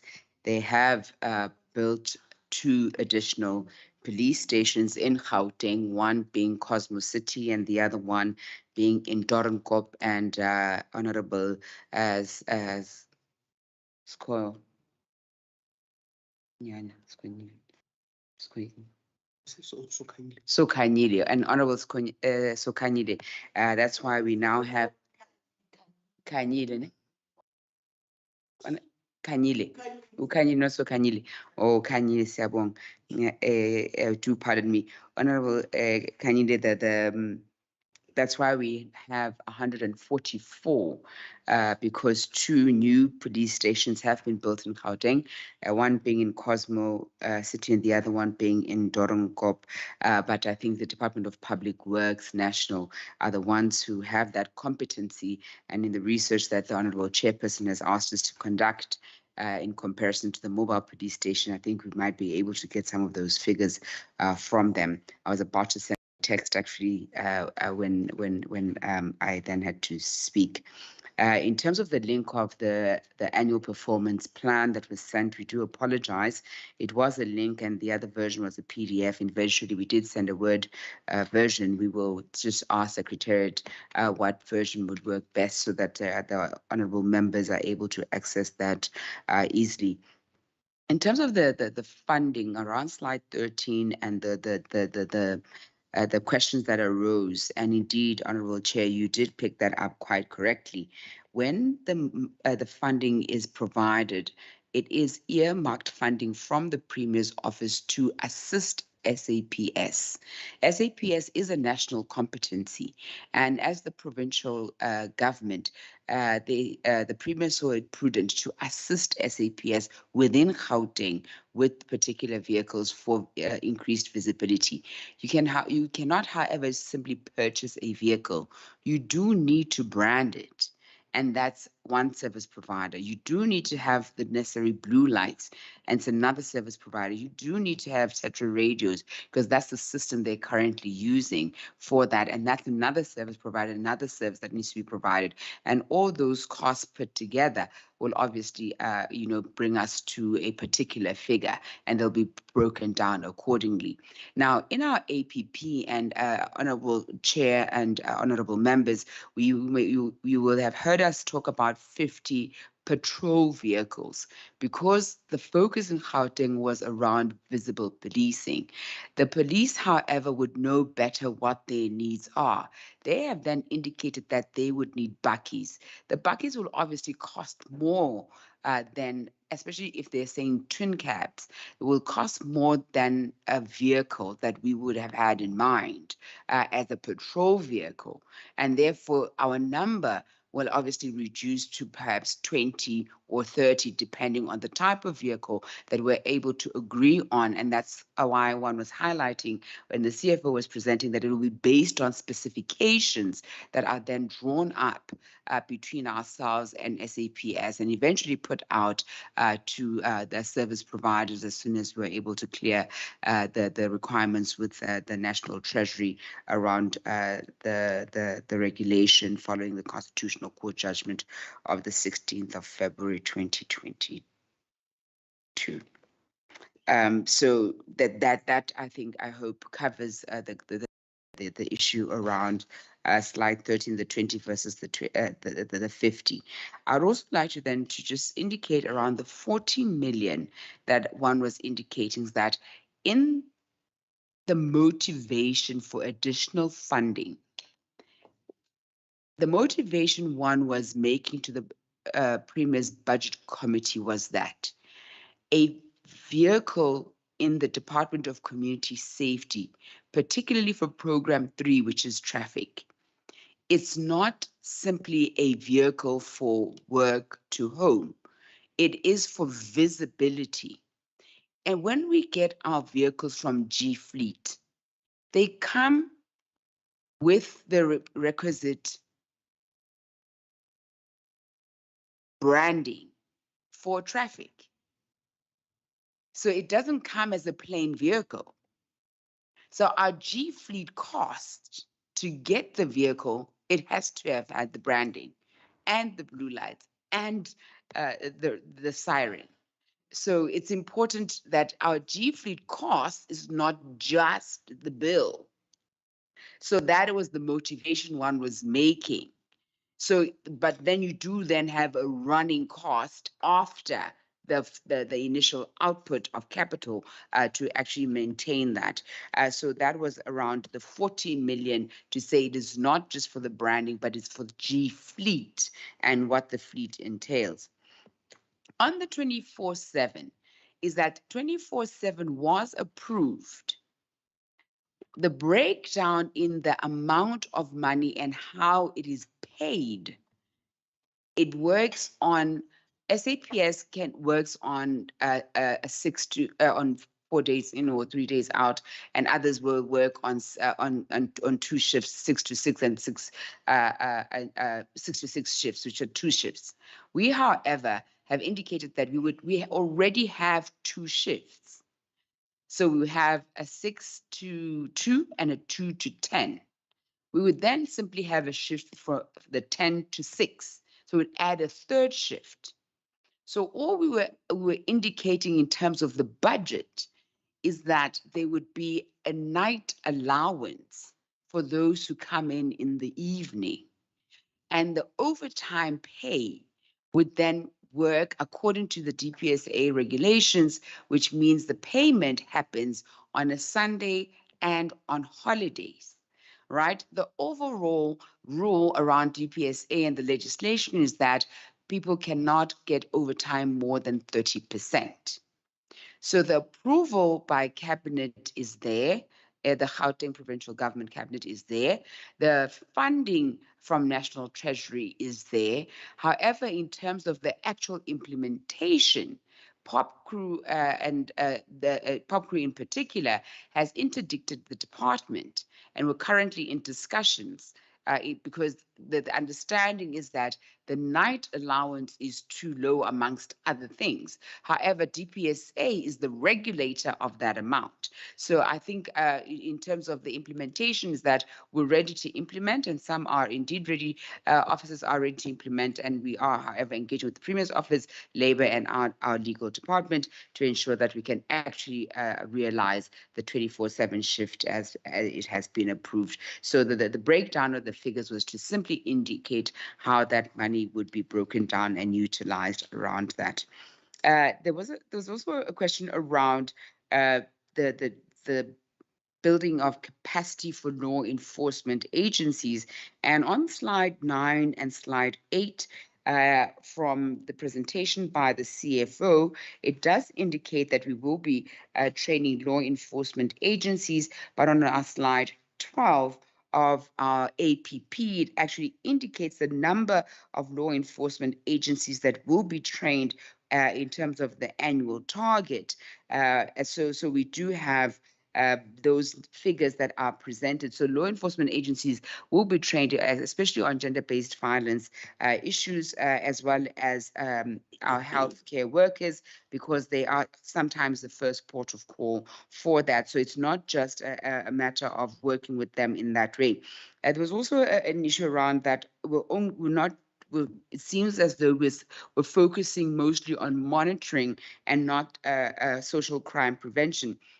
But Provincial Secretariat actually does have a mandate that requires them to also do social crime prevention, as well as community police relations, which requires them to build relations with the communities, because we recognize that there is a trust deficit between the communities and the police.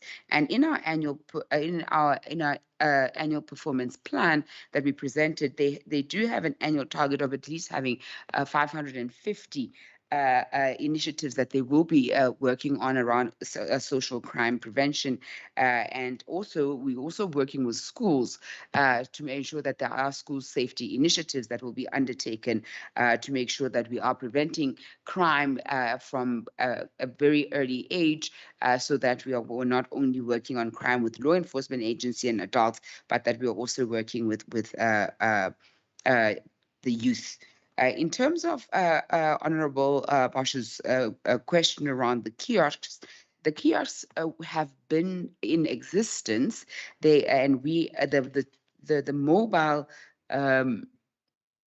police stations are in addition to the kiosks, and this, as well as the BMWs, which are the high performance vehicles, as well as the 50/20 vehicles that patrol vehicles that will now procure.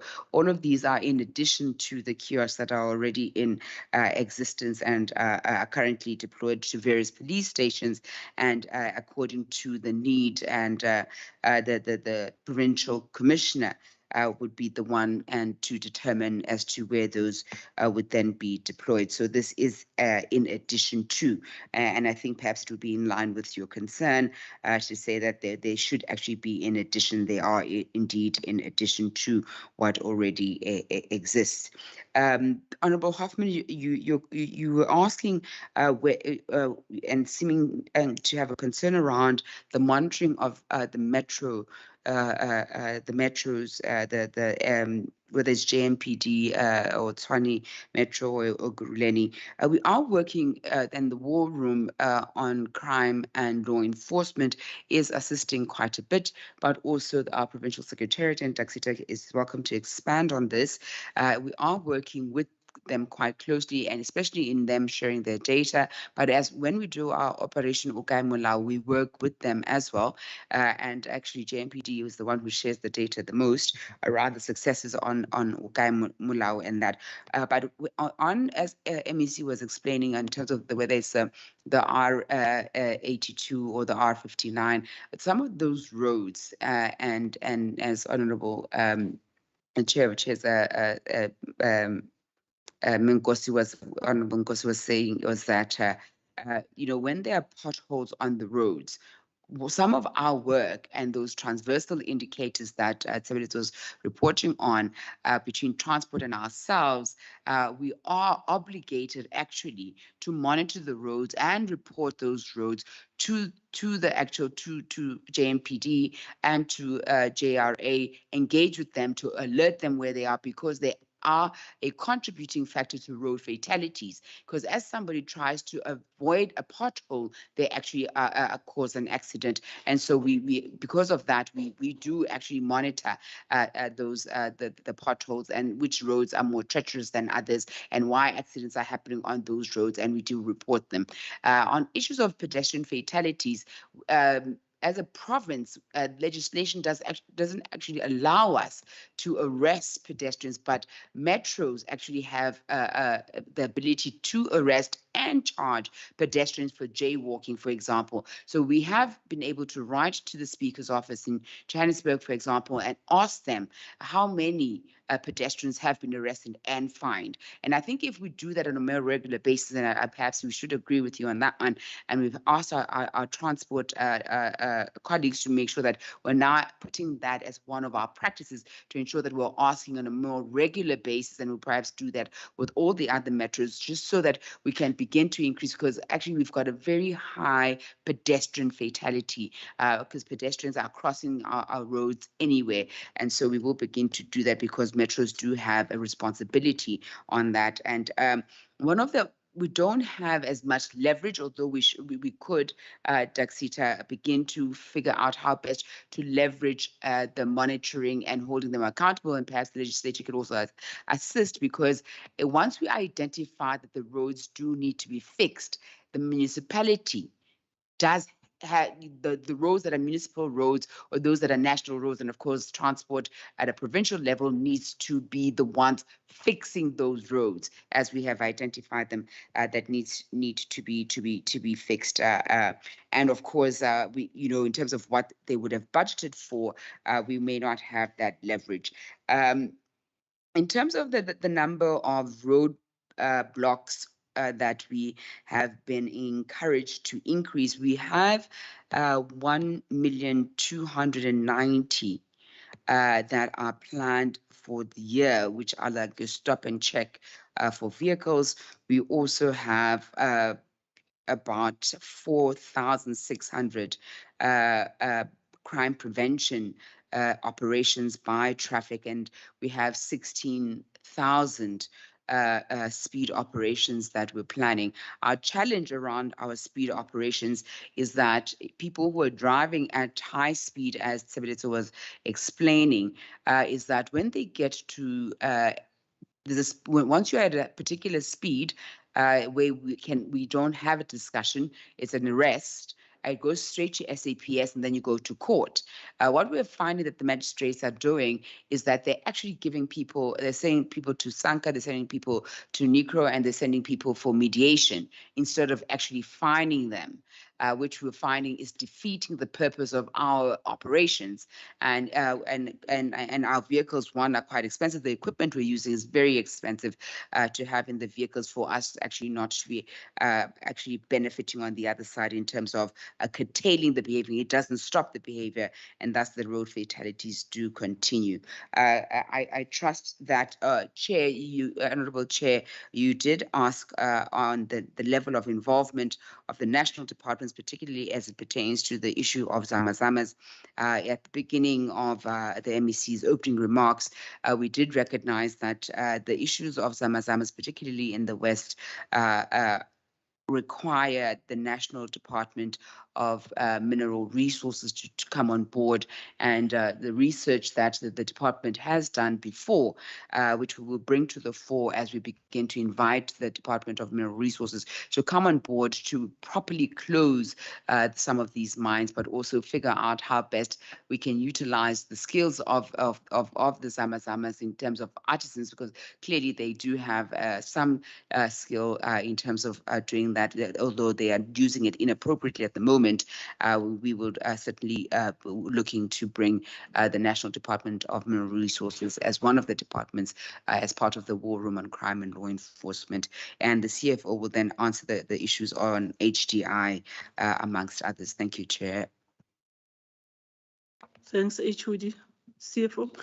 Yeah, thank you very much, Chairperson. I'll be answering on 3 questions that were asked, I think, by Member Kanyile. It was around the issue of the reduction on irregular expenditure, the HDI, the 40%, and also just the clarification around the issue of the budget cuts. So, Member Kanyile, the 50%, I think you asked about what are the difficulties that are there for us to be able to reduce the 100%. So obviously, over the years, there has been irregular expenditure that has incurred, but we do have processes in place which evidently last year the department did not incur any irregular expenditure, meaning that the internal controls that we have in place are effective. And now there is a balance, however, that has been carried forward from the previous financial period. So before you can actually reduce this irregular expenditures, there are processes that needs to be followed. There needs to be an investigation.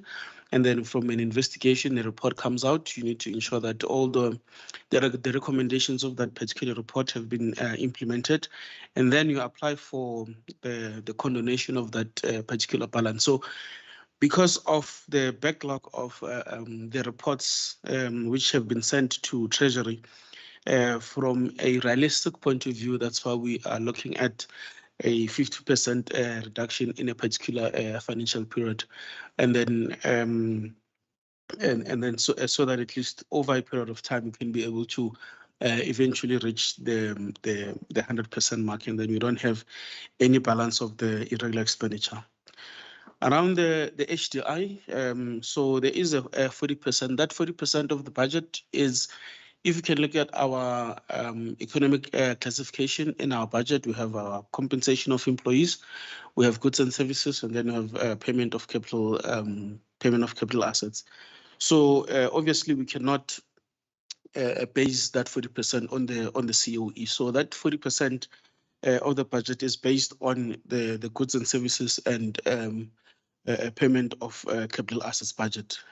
So, because that's where most of the small businesses will be able to contribute when the department is busy with service. Employees are not going to be receiving increases per year. And also, I think we know that from a performance bonus point of view, that has been stopped.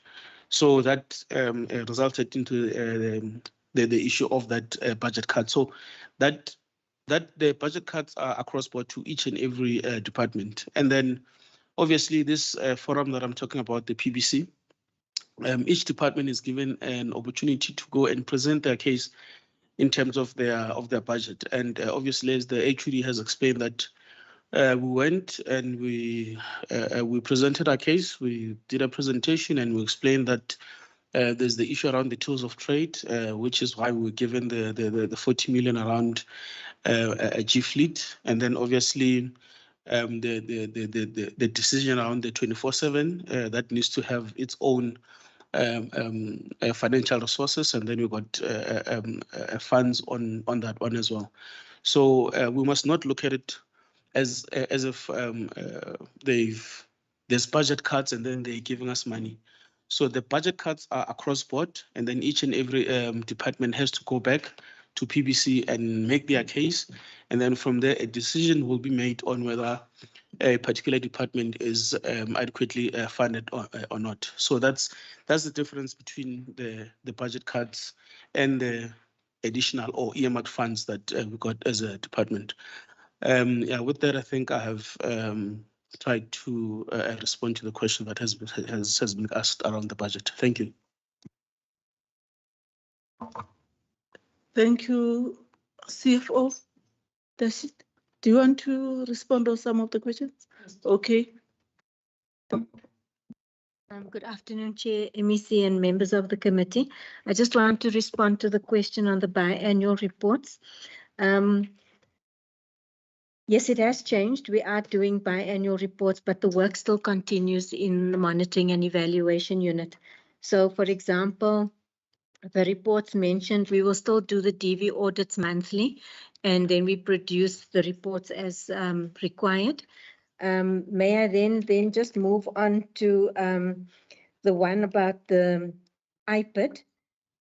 We do have our monthly IPID recommendations meetings, and I must say we do raise concerns with law enforcement agencies regarding the kinds of incidents reported by IPID and what SAPS members have been implicated in. And I must say we do have robust discussions with law enforcement around what we see in terms of the number of assaults or torture incidents that members are implicated in. One of the issues, as Member Kanyile said, yes, IPID is terribly understaffed, undercapacitated. They don't have enough equipment. We even find that even joining some of our meetings is difficult for them, given that they don't have enough resources. But what happens is they do participate in the meetings, and I think we do have good interactions in those IPID recommendations meetings. Then in terms of just the biannual reports as well in relation to law enforcement. So all the work that we do, the station visits, the unannounced visits, the visits to the metro regional offices, our monthly reports and quarterly reports for Provincial Secretariat do highlight the findings from those visits. It's just that with SAPS, we get the quarterly stats from them and then we use it. Other than the data we get, we use it also to compile the biannual reports. But rest assured, the work continues and the monthly and quarterly reports are there that indicate what work we've done in those interactions. I think I've answered all the questions that pertain to me, and MEC has answered on the vehicles. Thank you. Honorable members, hope the department have responded on the questions which were raised. I don't think there is a follow-up on this. Okay, all right. Member Kanyile, I'll give you only 3 minutes, my brother. Health. No, I'm saying this because of we've been long seated. We want to stretch our leg, my brother. Honorable member. Over to you, Member Kanyile.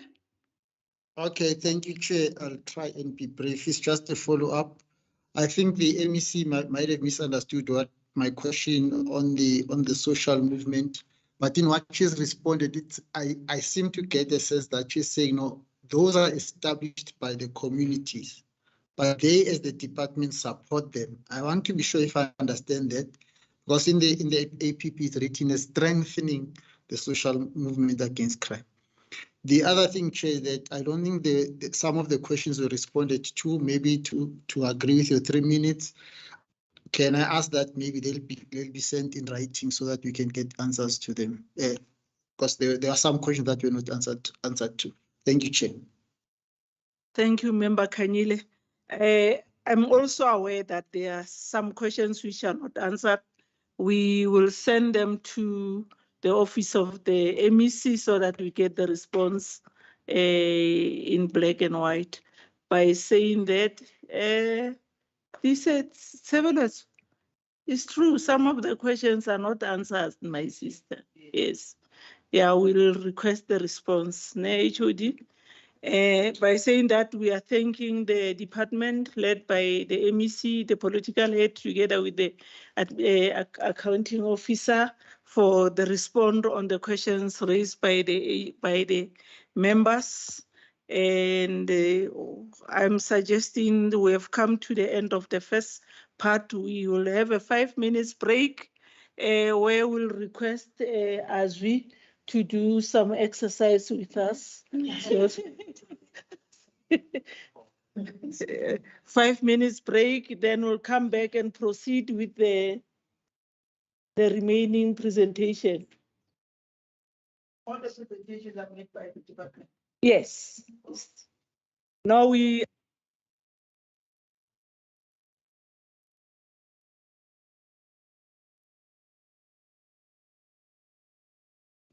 Shall we can't hear you now. Are you beginning the exercise? Can we see you? We want to exercise also. We don't have a person who's going to do the exercises with us.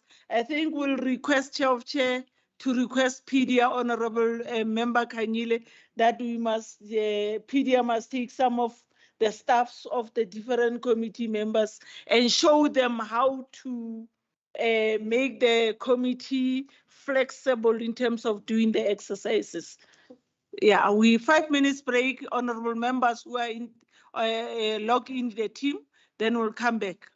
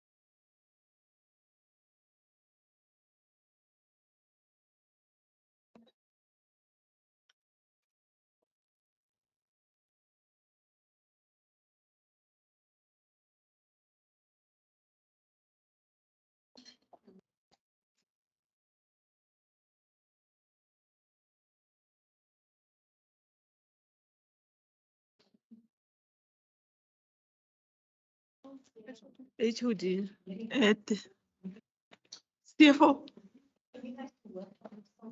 HOD.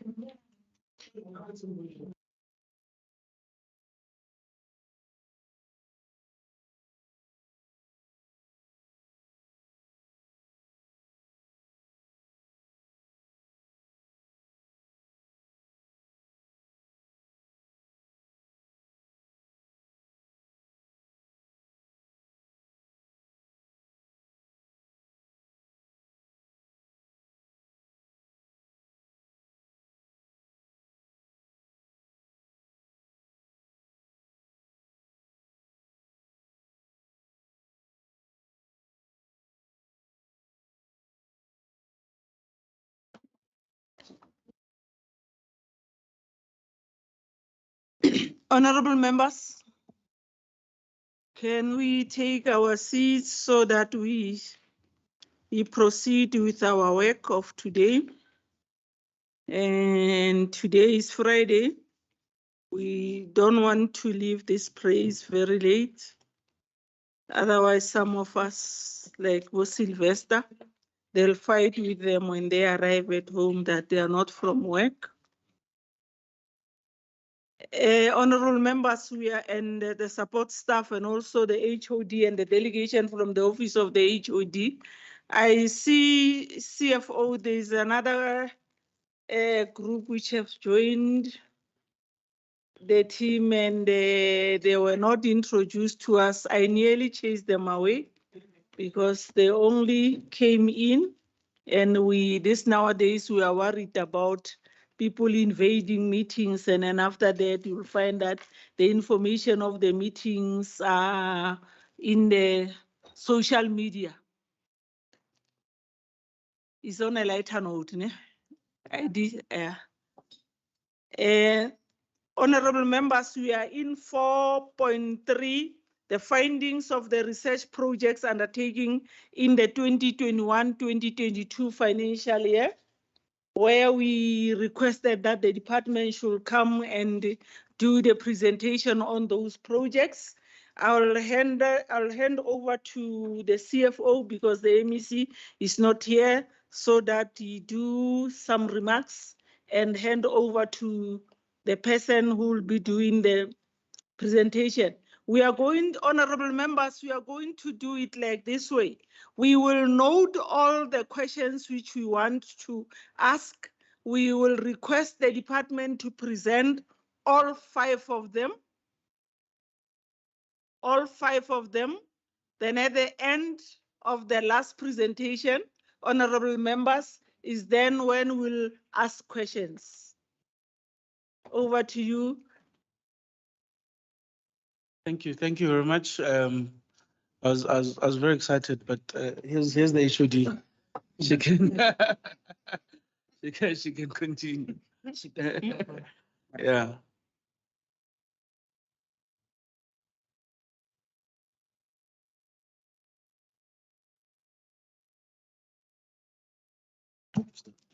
Thank you very much, Chair. Because we have research reports that we have to present, I think it's only fair that the authors of the work are only present, and that only the researchers, the authors of the work are also present. Taxita will, as the head of the unit, present, but I think that when the questions do arise, those who've actually conducted the work should also be able to assist in fielding the questions. I'm not sure if Chair would want them to introduce themselves, or if you're happy with that response. Thank you, Honourable Chair.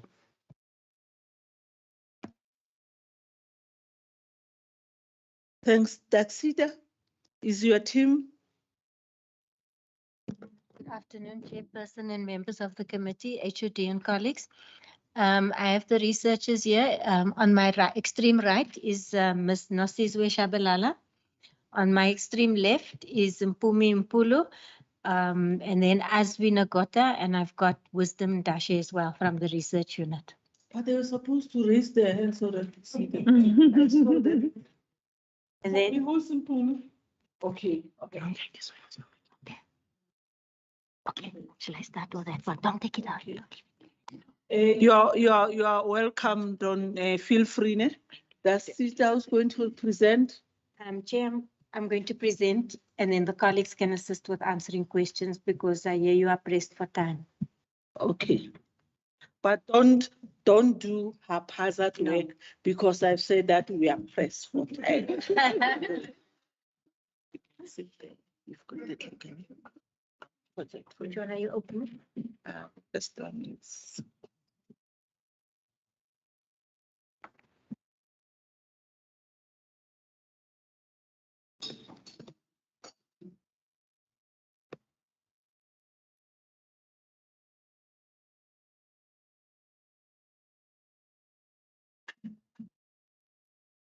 Which one is the first one? Honorable members at the teams, we are still busy trying to put in the documents so that the presentation is done. Am I audible? Member Kanyile, Member Bosch? I say break. You are audible. Okay, thank Member Mhlagazi. Manamela. Chairperson, I'm going to be presenting, if I may, on the first one, the role and impact of knowledge management in criminal investigations. This research was undertaken by Wisdom, who's on my extreme left. Next, let me move to the next slide. We're just going to cover an introduction, the aim and objectives of the study, research questions, research methodology, the findings, and then, of course, conclusion and recommendations. Just briefly, in terms of the introduction, I just want to indicate here that criminal investigation remains critical in the criminal justice system, and also the quality and rapidity through which investigations are carried out is dependent on several components, one of which is, I can't see for eminent information and knowledge management. I don't know if it can be fixed. It looks a bit blurred. Anyway, so what Wisdom did in this research project was to examine the different knowledge dimensions and flows amid criminal investigations. And this view assisted in analyzing the role that knowledge management plays to stimulate and encourage knowledge creation, knowledge storage, and knowledge sharing and retrieval.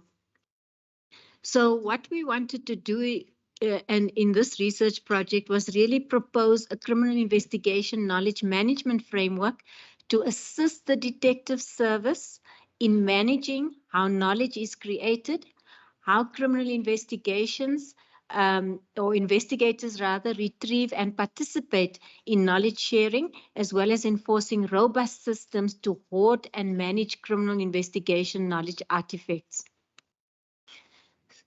So really the aim of the study was to investigate the extent to which SAPS has integrated knowledge management practices in criminal investigation processes and systems. And there the objectives of the study, I wonder if I can move forward because now it's really small. Can I move forward, Chairperson? Sorry.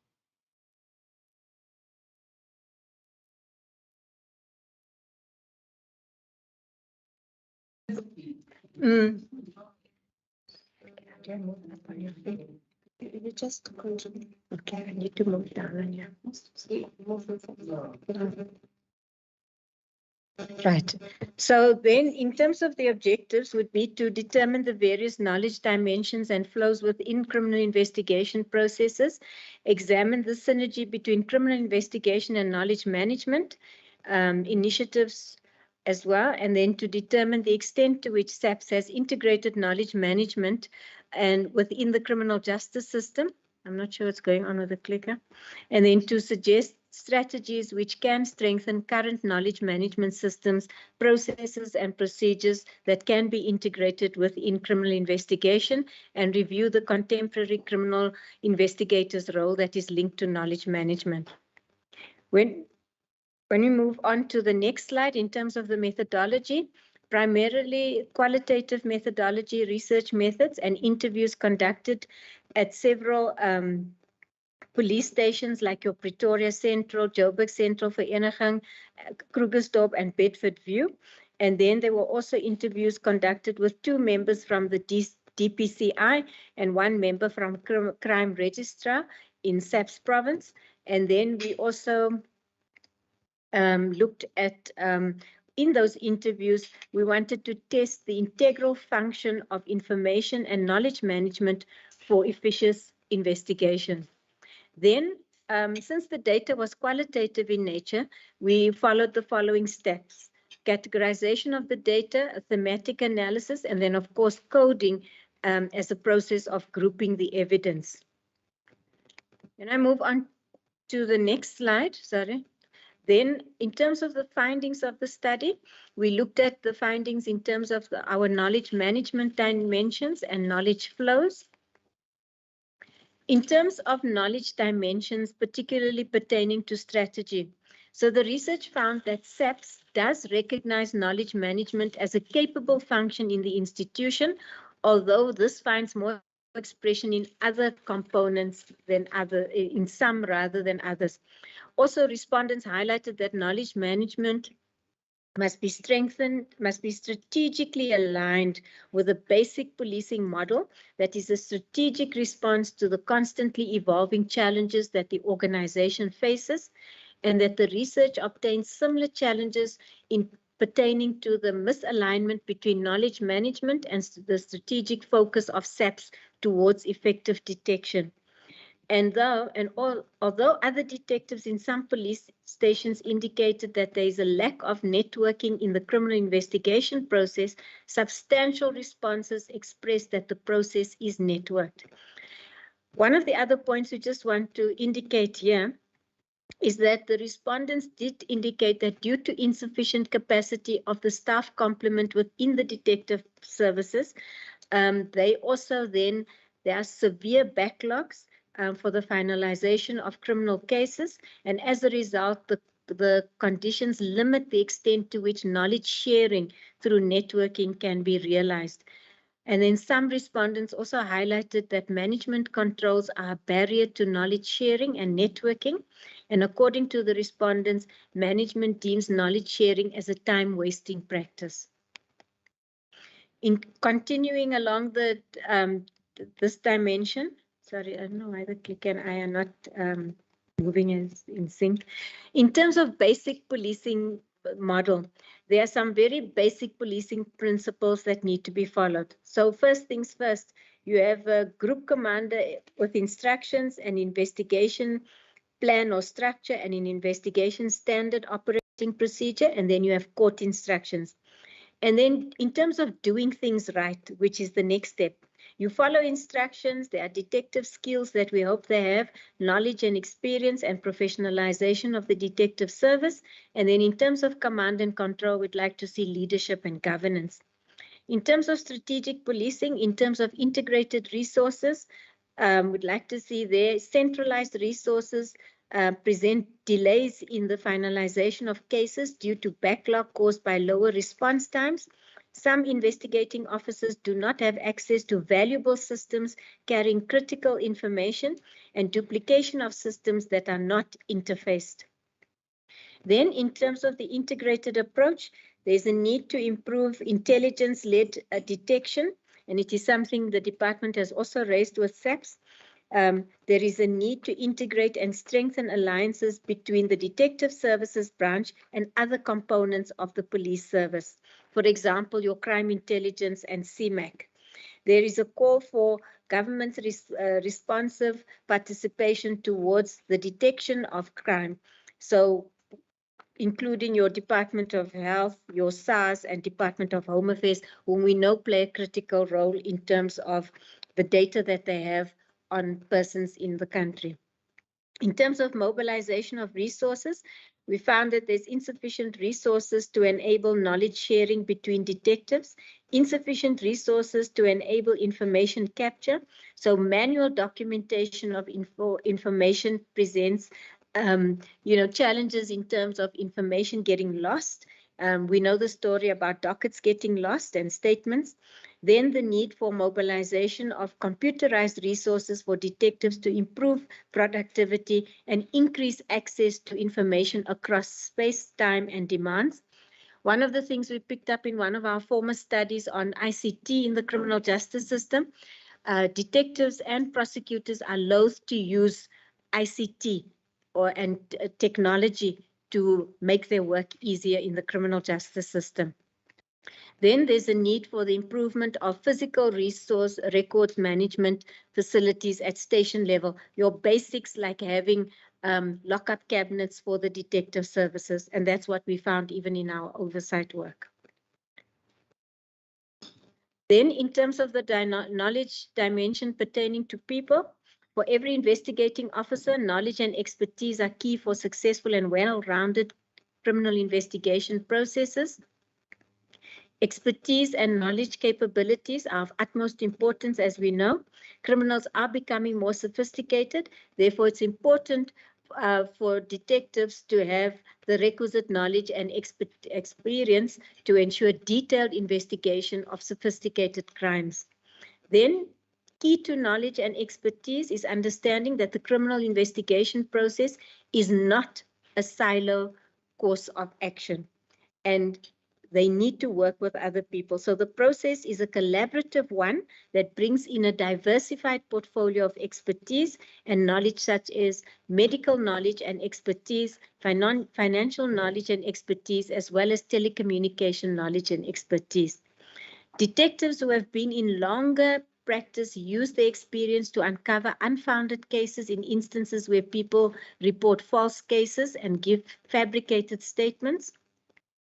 Cases generally differ. Therefore, it is important to identify members who are well versed in knowledge for particular criminal cases. So the mapping and alignment of knowledge and cases will aid the efficacy of the finalization of cases.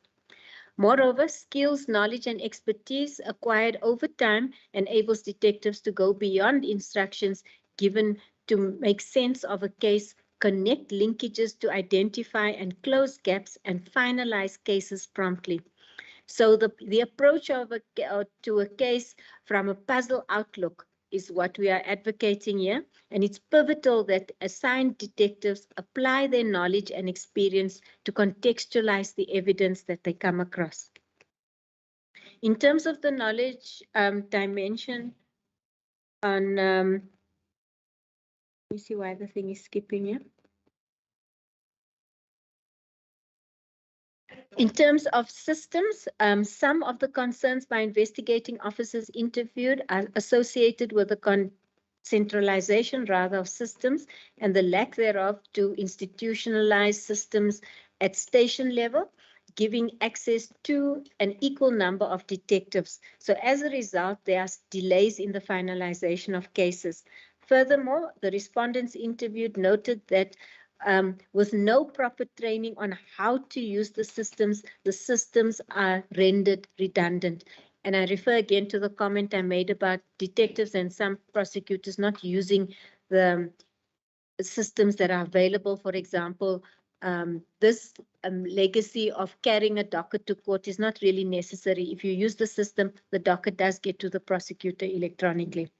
Furthermore, some police stations revealed that there are no computerized resources, such as computers, to enable access to these systems. And where there are computers, these are centralized for usage by a considerable number of officers across an entire police station. Then, the above issues that I've mentioned result in detectives resorting to manual methods of doing things. And that's why I talk to you now about carrying the physical docket to court. In terms of processes, the research has determined two levels of investigation in the criminal investigation process. One is linked to the thinking and instruction giving process, while the other draws a parallel between the instructions given and the execution of those instructions. And then when probing the criminal investigation process in SAPS, it is utterly distinct that the course of action for criminal investigation is able to reflect the data, information, and knowledge for a successful and all-rounded criminal investigation process. And the research established through processes that for comprehensive precision in line with criminal investigation processes, members of the detective service rely progressively on the transformation of data and the analytical capabilities of SAPS to support intelligence investigation of criminal cases. The research found that a further facade to the criminal investigation is a data-driven, evidence-led, as well as a algorithmically dissected course of action to provide linkages to crimes. Then, in terms of knowledge flows, respondents vividly stress that the investigation practice demands the detectives apply knowledge, particularly when planning to investigate a case, and the respondents accentuated that this can be observed across different dimensions of investigating a case, including the planning phase and, of course, then during the collection of evidence. Then, the respondents also emphasized the role of linkage analysis to examine the circumstances of the crime, modus operandi, and signature behavior of offenders as another component of knowledge creation. And then also the respondents revealed that the effective handling of cases is when context is built upon learning and engaging with instructions and evidence. Also, linked to linkage analysis, detectives note the importance of decided cases to help in building context to similar cases. Also, the contextualization of knowledge becomes a criterion towards assisting in the planning of a case, including the approach to be taken by a detective and how they plan on gathering evidence. And then the respondents also emphasized the role of linkage analysis to examine the circumstances of the crime, and as I mentioned before, modus operandi. So the respondents also highlighted the importance of knowledge identification by the illustration below there in terms of context, distribution, evidence, and knowledge. Then in terms of the findings continuing, the detectives expounded that explicit evidence is quite pivotal in any case. So this includes your pictures, medical evidence, footage that we know, data and information from others like Home Affairs, as I mentioned earlier, revenue services and healthcare facilities. The respondents expressed the significance of having skilled detectives with the ability to handle sensitive cases such as rape and gender-based violence and femicide cases. The respondents recognize that victims of crime cope differently, and it is quite important to ensure that they are handled with courtesy during statement taking. There are difficulties with cooperation by other stakeholders holding relevant information to substantiate cases, and some of these challenges include evidence not readily available and sometimes delays in the release of such evidence, and it causes delays in the finalization of cases, obviously then contributing to bottlenecks. Then the respondents also highlighted that investigation process is a decision-making one, which is viewed from a puzzle glance, and the respondents avert that after collecting evidence, the detective must make sense of the evidence, and it includes connecting pieces of evidence and linking it to establish a clear picture of the crime scene. With the absence of other stakeholders who produce evidential information such as test results, the detective establishes a case where evidence leads to the apprehension of suspects. Then to conclude, the research identified some notable gaps in the application of information and knowledge management throughout the study. These challenges brought a broader understanding of some of the difficulties in criminal investigation, and some of these challenges are discrete challenges not connected to knowledge management's role in crime investigation. However, the significance of uncovering these challenges pinpointed processes, systems, and conditions in SAPS that must be addressed to strengthen the all-rounded role of knowledge management in the criminal investigation process. Also, the research also appreciated the actual practice of knowledge management as well as the influence of knowledge as a valuable input in aiding successful criminal investigation. And these practices must be documented and expressed as strategic inputs towards successful criminal investigation. In terms of recommendations, I'm just going to highlight the text in bold. So we're looking at alignment between knowledge management practices and the organizational strategy. Also in-service training of detectives, which we have been asking about for a long time as well, or emphasizing as well. Comprehensive study of knowledge management positioning in the SAPS towards the development of a knowledge management framework for the SAPS in Gauteng, and also mentorship programs and knowledge transfer. We're aware of the many SAPS people who are exiting due to retirement and death, but also maybe just finding greener pastures, and also physical docket management, which is quite important. Chair, that then concludes that first presentation on knowledge management in criminal investigation. We are yet, I must just add, Chair, to present this to SAPS. We want to do it in this month to SAPS province. Thank you. We have said that you will present all of them. Now you move to the second one, yeah, which is an evaluation of effectiveness of the patroller program.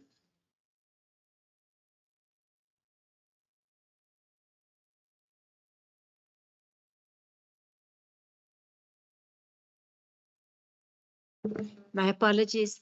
We are now going to focus on the evaluation of the effectiveness of the patroller program. I must just indicate that this evaluation was long overdue. Very much the same outline as the previous study, from an introduction right down to recommendations.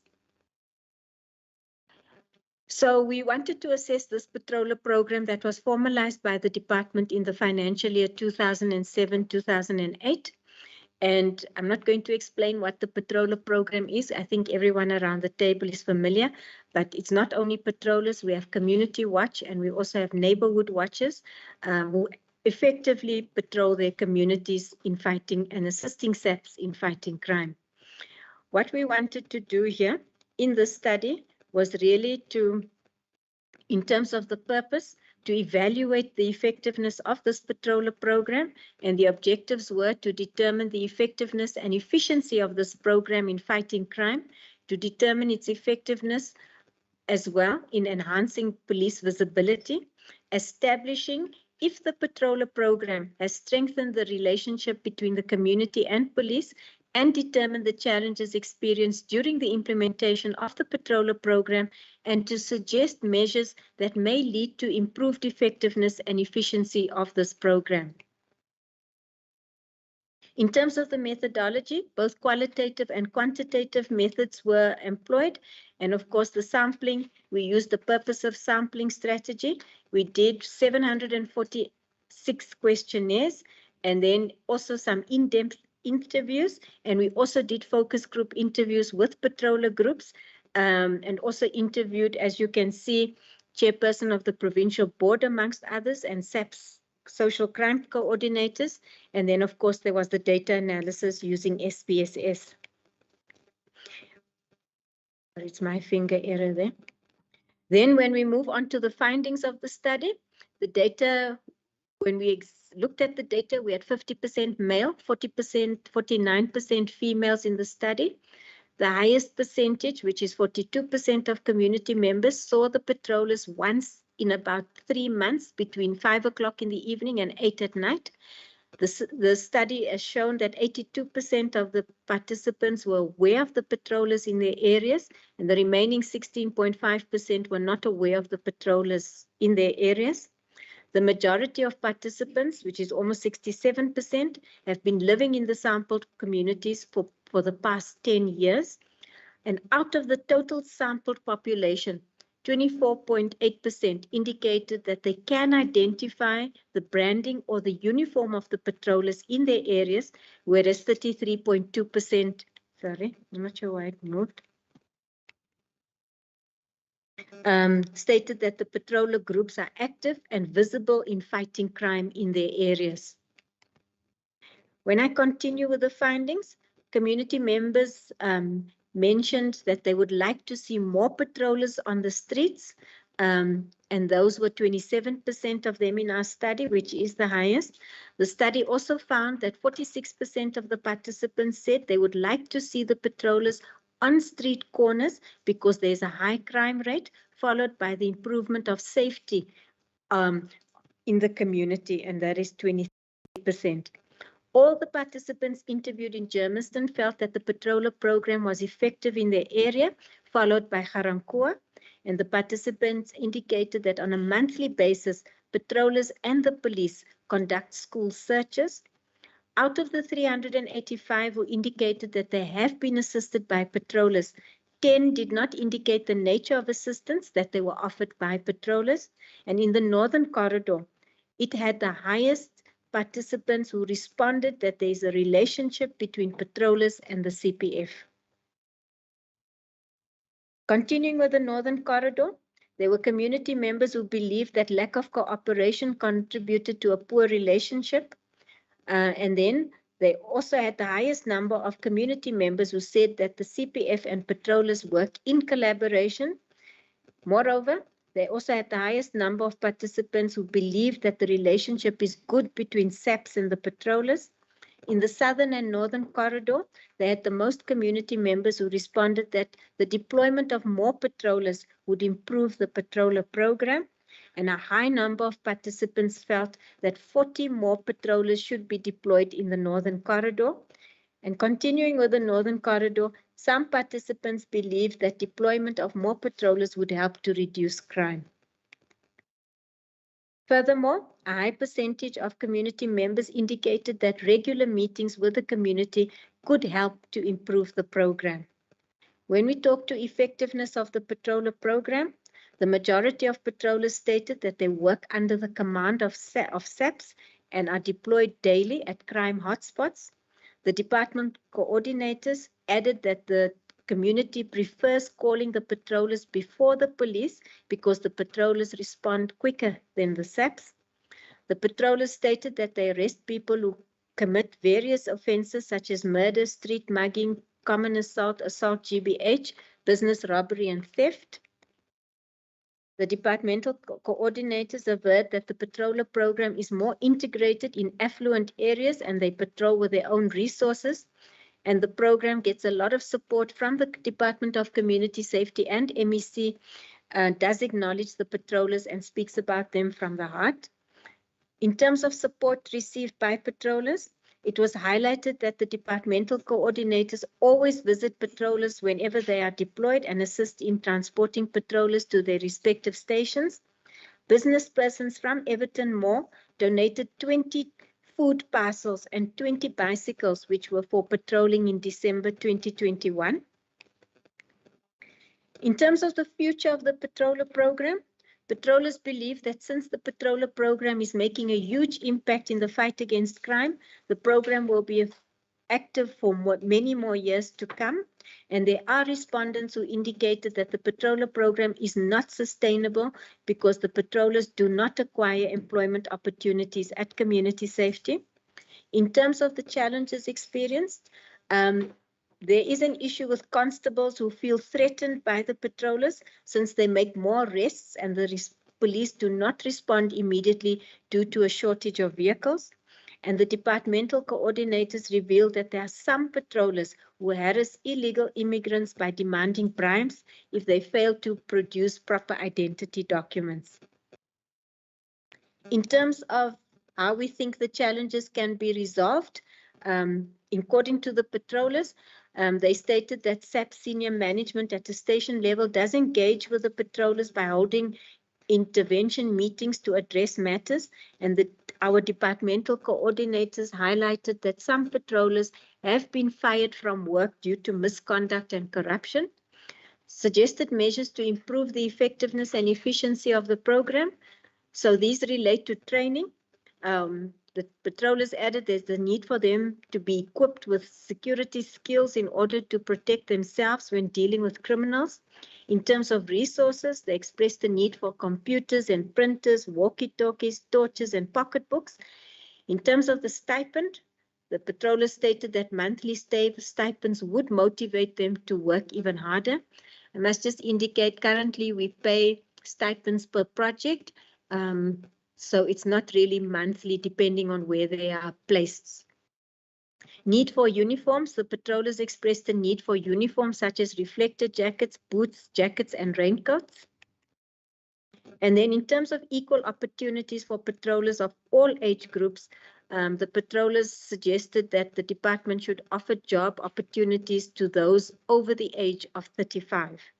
In terms of certificate of participation, the patrollers averred that community safety should issue the patrollers with certificates as proof that they participated in the program.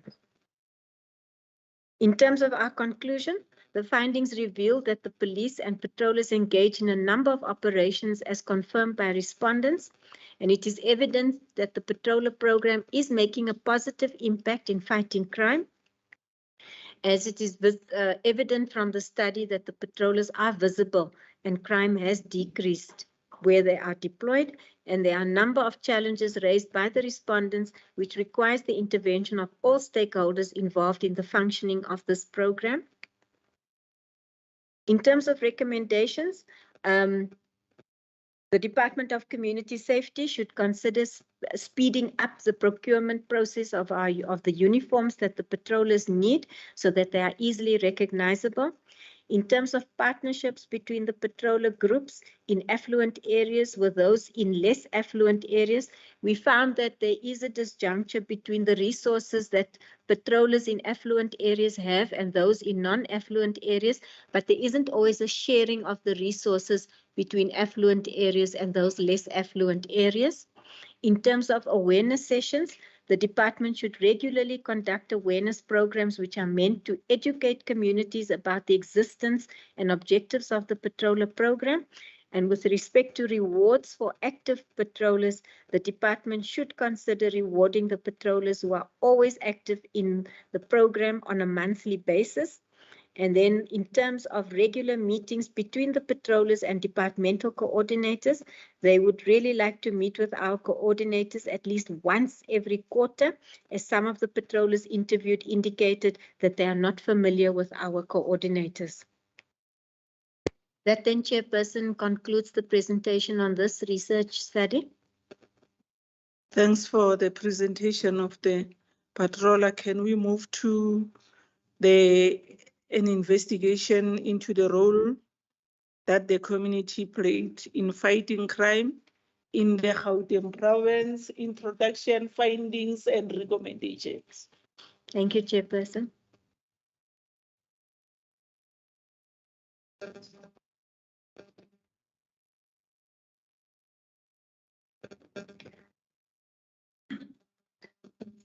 So, Chairperson, as you indicated, I'm providing findings on the role that the community plays in fighting crime in Gauteng. The overview is the same. In terms of the introduction, I just want to indicate that the community is aware. The communities where the police and the citizen can form a strategic partnership to fight crime. And this is not only prevalent in South Africa, but worldwide, as evident by the literature noted in slide 1. In terms of the purpose and objectives of this study, we really wanted to investigate the role that communities members in Gauteng play in the fight against crime and crime prevention. And the objectives of the study were really to investigate how the community contributes to fighting crime, determine the roles played by the community in crime prevention, determine the current relations between the community and the police, find out if the community of Gauteng understand their roles and those of structures towards crime fighting and what is community policing, and also investigate factors that lead to some community members not reporting crime. In terms of the methodology, it was primarily qualitative research where we did one-on-one interviews, and the sampling there was about 480 community members as well as heads of VISPOL in the identified stations in slide 2, as well as the chairperson of a CPF or ordinary member of a CPF from the 6 selected SAP stations. In terms of the findings, in terms of the qualitative study, so the role played by community structures, respondents indicated that community structures, particularly the CPF, function differently in the cities, towns, and townships. Regardless that the executive serves in both areas, their roles are different because of the economic and political situation. The affluent areas such as your Meyerton, Springs, and Midrand are well resourced as they even assist the stations with stationery and office equipment. And the CPF in Springs and Meyerton indicated that they have assets worth 3 million in the form of CCTV cameras installed in strategic areas within their town, 4x4 vehicles, security equipment, and other necessary equipment used for protection. And the CPFs in these areas are well equipped, and the SAPs are manning car accident scenes with cones and tow trucks that are owned by these members. In terms of the lack of youth participation in community policing, it was indicated that youth form part of active members of the community because they are young, energetic, and capable of patrolling the streets as opposed to the adults in the community. And then on issues of crime, the police and community structures indicated that the youth are the perpetrators of crime in their area. In terms of police misconduct and corruption in government, the community associates police corruption with poor governance or with corruption committed by high-ranking politicians in government. With the perceived failure of government to punish corrupt police and failure to manage the police, community members are not willing to participate in the fight against crime in their areas, and this includes doing volunteer work and even taking part in the current study that we undertook. In addition, they are unwilling to do anything related to the police and government. Regarding the reluctance to participate in their communities to fight crime, participants believe it is related to poor police and government conduct. In terms of reporting crime to the police, CPF members indicated that knowing the suspect depends on certain crimes that are reported to the police, such as assault, GBH, and theft. And according to SAPS, most of the burglaries and theft from motor vehicles are not reported since there are no suspects. Some community members are so despaired by police incompetence and resort to taking the law into their own hands. And according to the CPF, community members go to the police stations to report a crime. However, they receive poor service from the CSC. And when they call stations, they are told there are no vehicles available. In Easterus, community members always call the police when they see crime activities, but the police vans or cars are never there to attend to these reports. And the police in defense mentioned the shortage of vehicles as well as human resources. The police also mentioned that most members are always on sick leave or absent from work without notice. The CPF in areas such as Midrand, Springs, and Meyerton indicated that senior police are always in meetings and do not monitor the daily operations of SAPS. When they seek assistance from the stations, the commanders are always in meetings rather than fighting crime. In terms of our quantitative aspect of the study, in terms of feeling safe during the day and at night, you can see there from the orange and the blue bars there. During the day, you can see 25% of people say they feel safe, and then you'll see there 66.9% say that they feel safe during the day. At night, you will see there 87.6% say how safe they feel at night.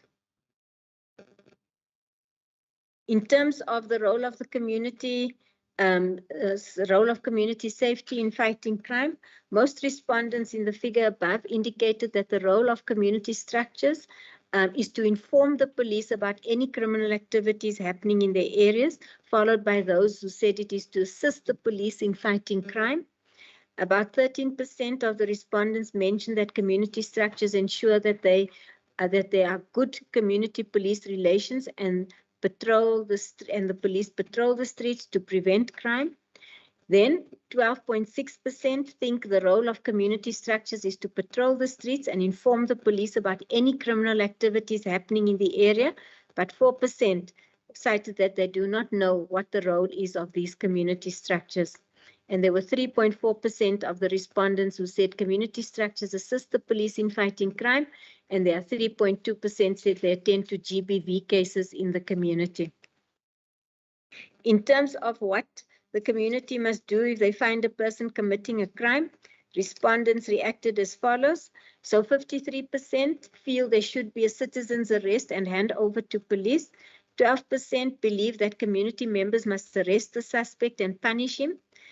Almost 20% said that they must hand over the perpetrators to the CPF and patrollers, and 8% said that the community must not do anything or involve the police because the police will let go of the suspect, and almost 3% believe that the community must inform other citizens. In terms of the findings of the study continued, I just want to highlight here just one thing here. Do you think the youth in your area participate in the fight against crime? You can see here it's almost equal between those who say yes and no. And that do you think youth in your community are able to help people when they need help with issues of crime? Most of them, 50% said yes. And then do you think youth in your area can assist police in reporting crime? Vast majority said yes. And then the other one I want to touch on, do you think the youth in your area understand the role they must play in the fight against crime? You will see there 36% saying yes, and then 41% saying no. Clearly some work to be done there. If I move on to community behavior in the fight against crime, when we asked people, just place these scenarios to them, given what happened in July last year, would you join looting to get food and other items because of poverty and unemployment?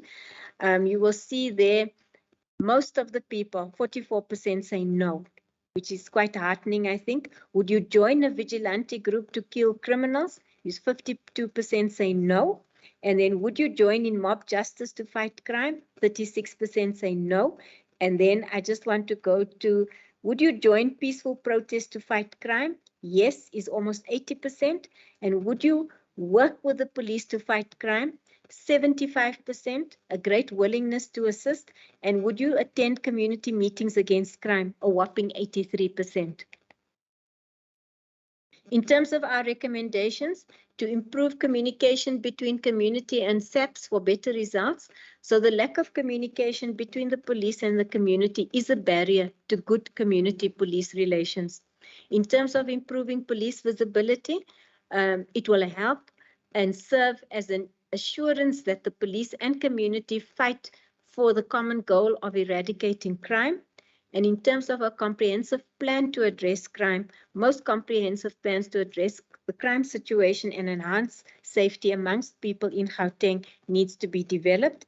And then prioritizing the involvement of youth, community policing and community structures should prioritize the involvement of youth, as we saw from the previous slides of how interested they are in assisting and what the opinion is of young people's role.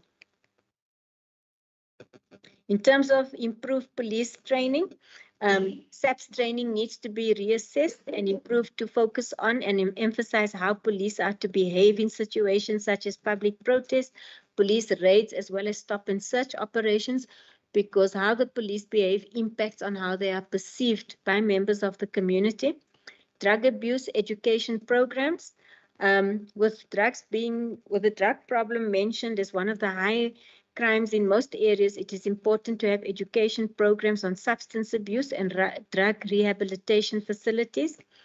And then there's a model that we espouse in our report on adopting a model in Ghana on the deployment of community policing assistance. We will share all the reports with members of the committee.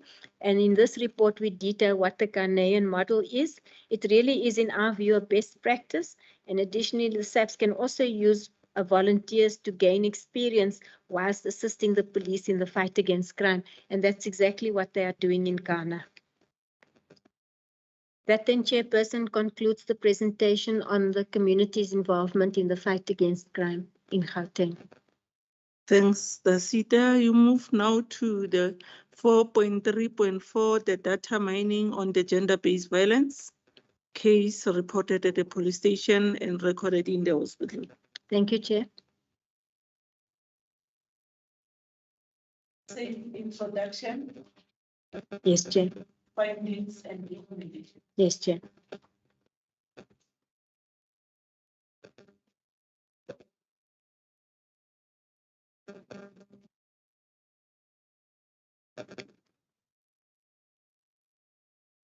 Okay. Chair, all I want to say in this slide is that for the past 2 years, Community Safety has been conducting a study that compared data of GBV cases recorded in the hospitals and at police stations in Gauteng province. So the data recorded at the hospitals on GBV compared to those that reported at police stations reflected some serious discrepancies. For example, the data analyzed reflects that there are more gender-based violence cases recorded at the hospitals than at police stations. So this is really the purpose of the study, for us to analyze and compare the GBV crime trends and statistics at hospitals and police stations.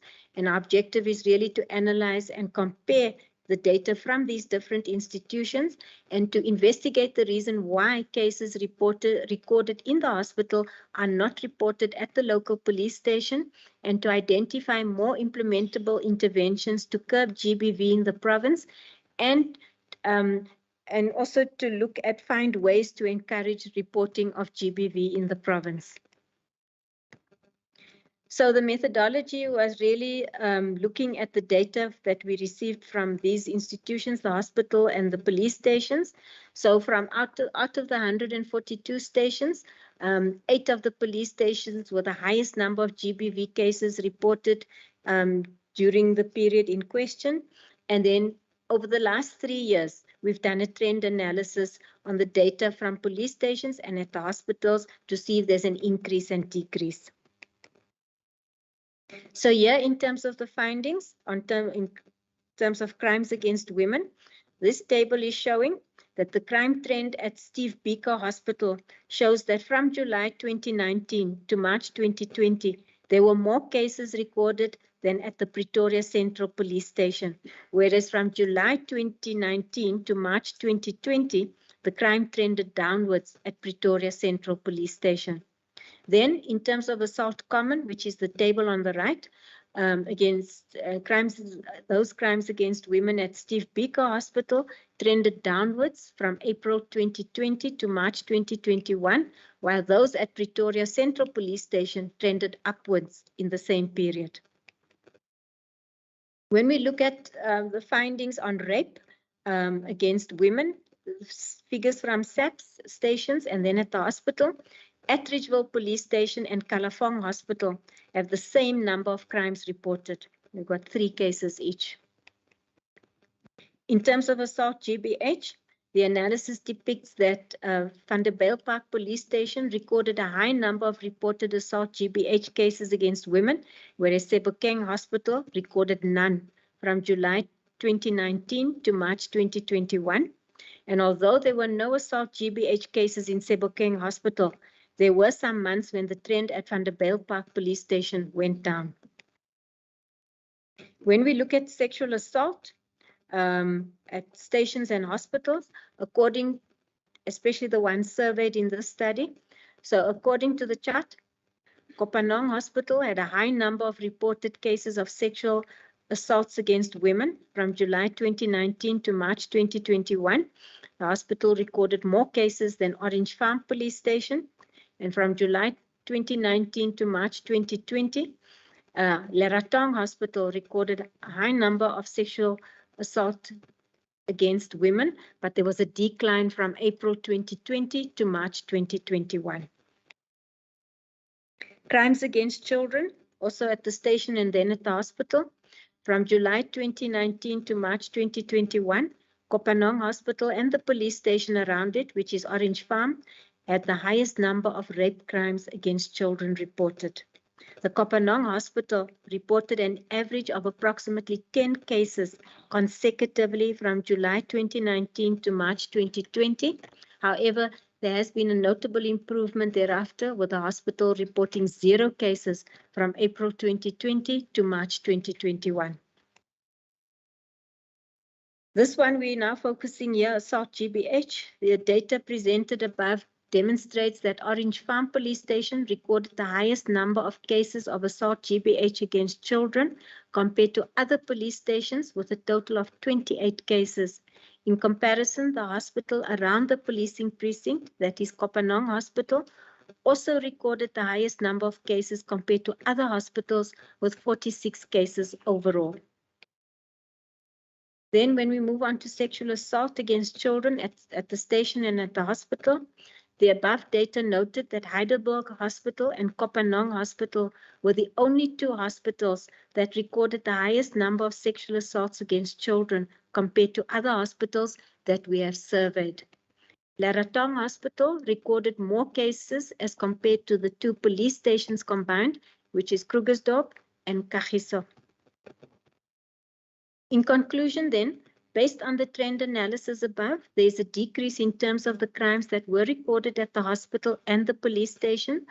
The analysis conducted in the previous financial year showed that there were more assault common cases against women recorded at the hospitals than at the police stations. Although there were cases recorded in the hospital for this analysis, there are not as many as the ones discovered in the previous financial year of 2020-2021. More sexual assaults against women were also recorded in the hospitals in the previous financial year, whereas the recorded cases trended downwards in the current financial year analysis, which was 21-22. However, sexual assault against children is still a challenge in other hospitals such as Polosong, Laratong, and Kopanong, and it is evident that children are still facing sexual assault in their areas. Some women still prefer to be treated at the hospital rather than reporting such matters at the police station. More of the crimes against children had shown a decrease as compared to the previous financial year. And then the previous financial year analysis did not have cases from Kalafong Hospital that services Attridgeville Police Station. And according to the statistics or data provided by the Kalafong Hospital and Attridgeville Police Station, there were more cases of assault common, assault GBH, rape, murder, and attempted murder reported at Attridgeville Police Station than at Kalafong Hospital. In terms of the recommendations of this study, so based on the analysis, it would still be relevant to have a SAPS desk at the hospital where victims can report sexual offences instead of having to physically go to a police station.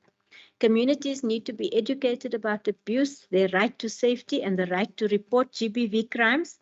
And during the lockdown, there was an assumption that alcohol is the cause of GBV. The impact of alcohol study that was conducted in 21-22 validated this assumption, and the impact of alcohol study also revealed that alcohol was linked with the abuse of partners, and it is therefore recommended that there should be a limit on the hours when shebeens and taverns can open and close in the province to reduce the incidence of GBVF.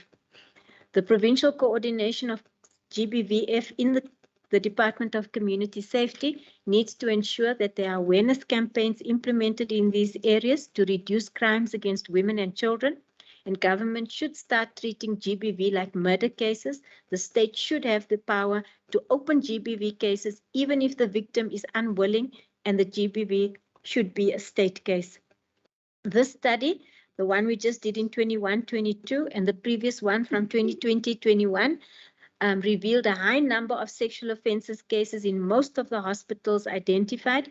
And based on that, it is recommended that psychosocial personnel from these hospitals be interviewed in a follow-up study. Chairperson, that concludes the findings from this study. Thank you. That's it. We are doing the last one, honorable members. I could see that concentration is gone. Come back a little bit. We are doing the last one. Yeah, no, it's the last one. The analysis for 3.5, the analysis of the performance of the sexual offences. Over to you, Desi. Thank you, Chairperson.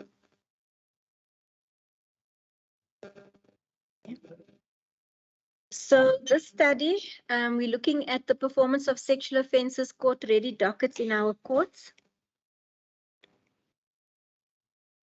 Just want to move on here to say that MEC.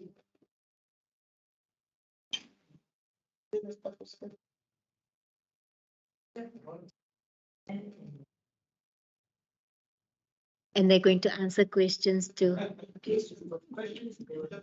Yes.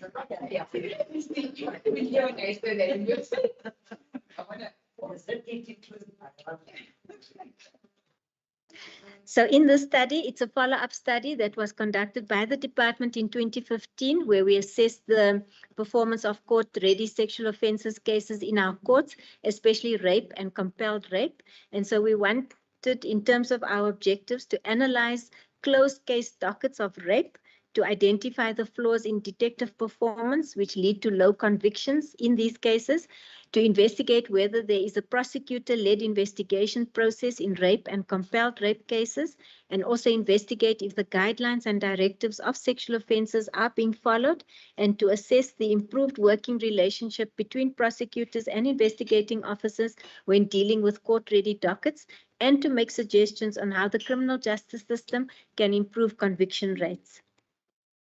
In terms of our methodology, it was qualitative research, and in our sampling, we looked at 5 SAPS districts in each of our corridors, and then we also interviewed a detective commander with more than 5 years experience in investigation of rape and compelled rape, and then of course we went to 5 sexual offences regional courts that were selected for the study, which is Joburg Central, Roodepoort, Tembisa, Palm Ridge, and Pretoria North. In terms of the findings, SAPS detective commanders of the FCS units indicated that they handle so many sexual offences cases a week, and rape is the most prevalent one, and most of the victims are women and children. Some of the cases include assault and murder of the victims. Most of the victims of rape and compelled rape are violated by the people they know or are close to their families. And according to SAPS, rapes that resulted in homicides are likely to be the reasons for lovers' squabbles and jealousy. Rapes that involve young girls happen during the night as a result of liquor outlets that operate beyond regulated times, and the investigating officers say they handle so many cases per week repeatedly.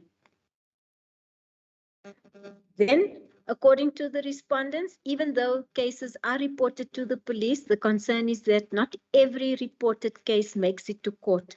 Participants further indicated that there are various reasons which contribute to this phenomenon, and they include, amongst others, suspects not found or unknown, lack of evidence, witnesses not showing up in court or being found. And then the data further revealed that the rape cases are often underreported, since in many instances there is always a proximity between the perpetrator and victim of rape. This is also corroborated by the findings of the study conducted by the MRC in 2012, where the data reflected 64% of the perpetrators to be known to the victim as a close relative or a friend. Then the key finding from this research is that the court-ready dockets are still displaying an unsatisfactory success rate in our courts of law.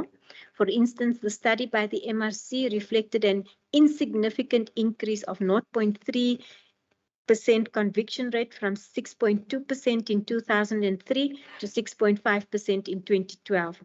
Then, when the research team compared the 1920 financial year crime stats of 52,450 sexual offences cases reported and the NPA's secured convictions of 4,724 cases over time, we had the same finding.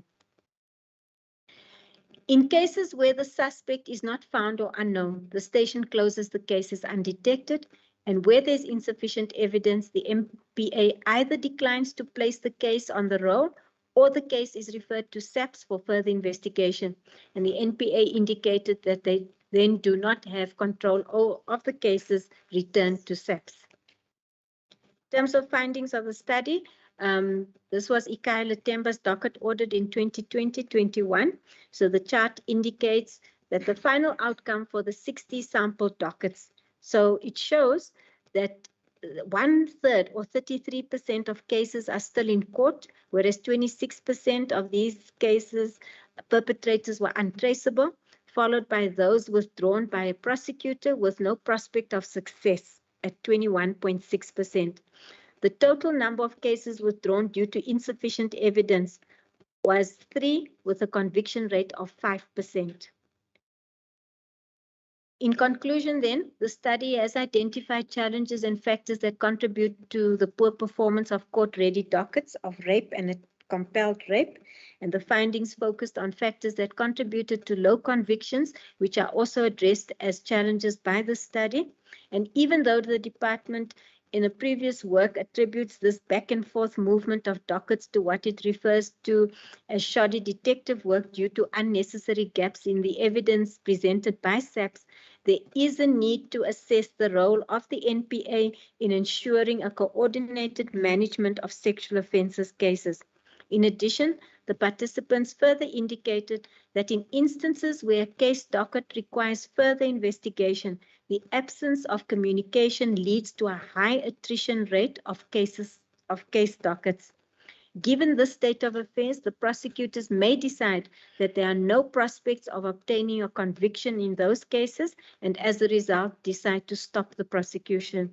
It is therefore within these parameters that this research postulates that prolonged delays affect the performance of court-ready dockets in sexual offences cases.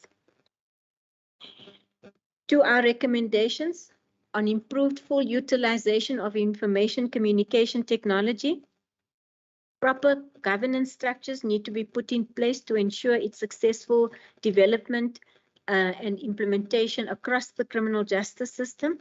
It is imperative for the CJS to fully utilize ICT in order to address the gaps and challenges that exist, and the full utilization of ICT will also assist in improving areas that need the attention of the modernization of the ICTs in the criminal justice system. In terms of addressing causes of delays in prosecution, the study discovered that most cases are withdrawn from the roll or the case because of delays by the forensic science laboratory and senior prosecutors from the NPA who make decisions to prosecute.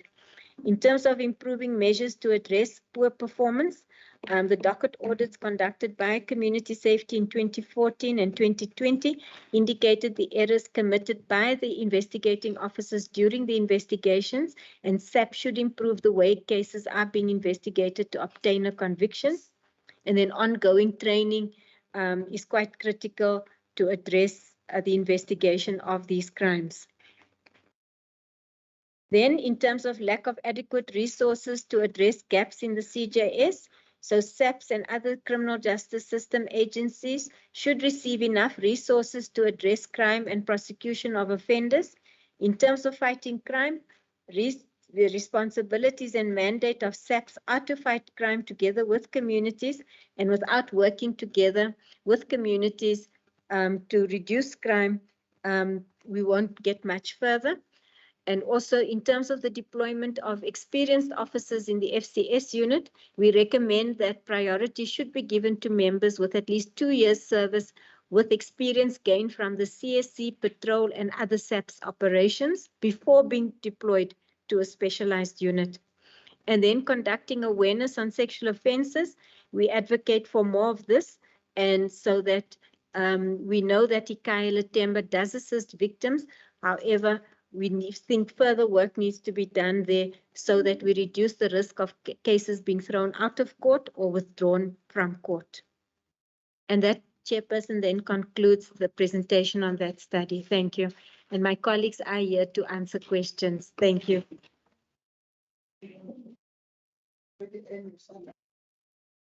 Thank you for the presentation of the projects of the research which were undertaken on the 2021-2022 financial year. Honorable members, those are the research projects. I'll take hands for questions, recommendations, inputs on those different research. I'll suggest that members should highlight which research are they referring when they ask questions. Oh, I have noted Member Hoffman, Member Malobane. Is there anyone in the teams, they're tired this Friday. In that order. Madam Chair, thank you. I've got about 56 questions that I would like to ask.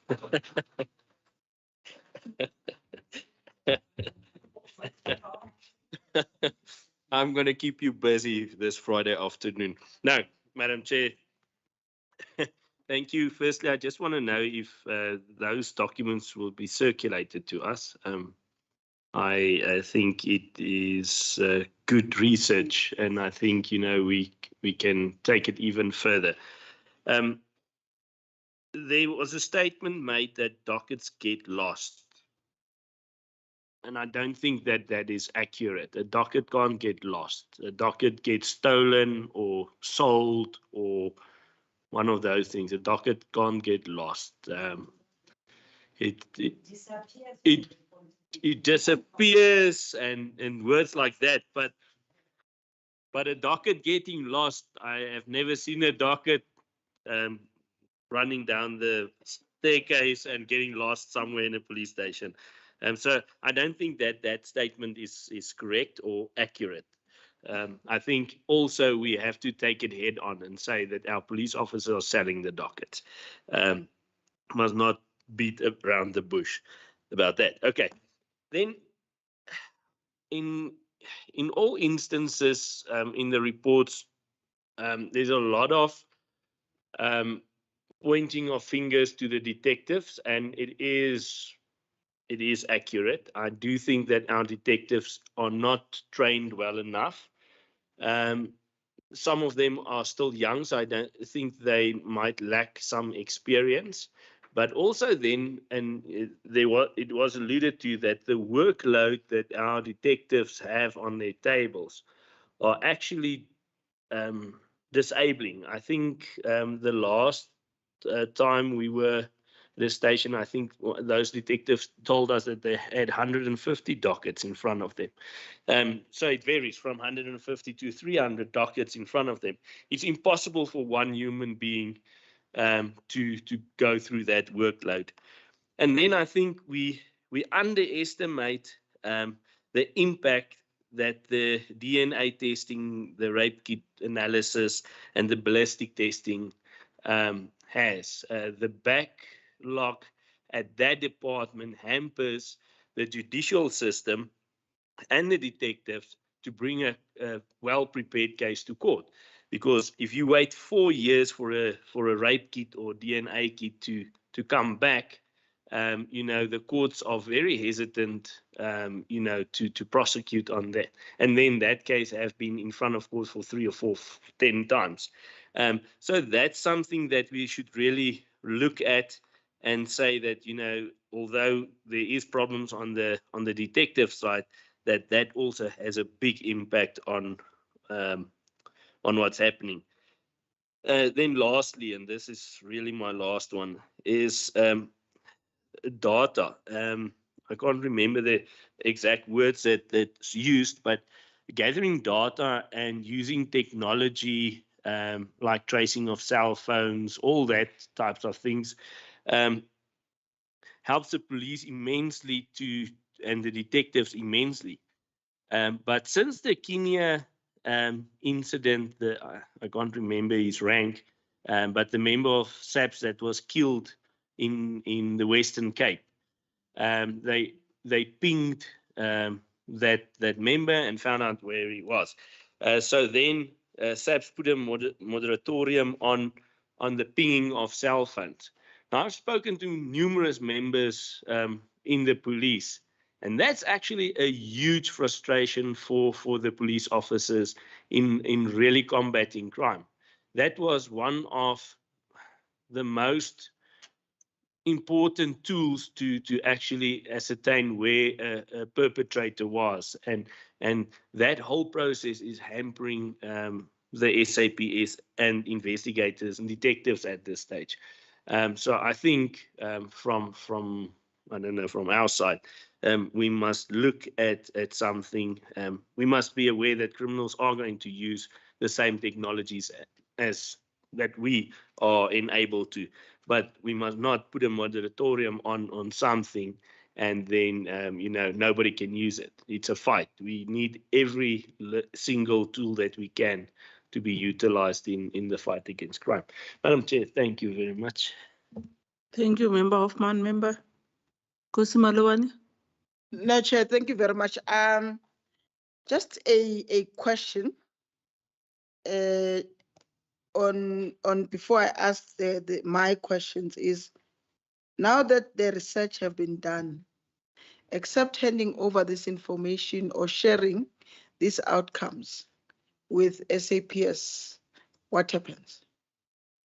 MEC. And in most cases, even if it goes to SAPS, do they use these outcomes of research to enhance their work as law enforcement agencies? So that's a question that will, and maybe if answered, will also assist me to be clarified with the following questions. Chair, the issue of, let me start with patroller programs. MEC, the patroller programs, when it started, it's one program which is still respected by the community, because these are Matelagufa who are not scared to confront a situation, as opposed to some of the police officers.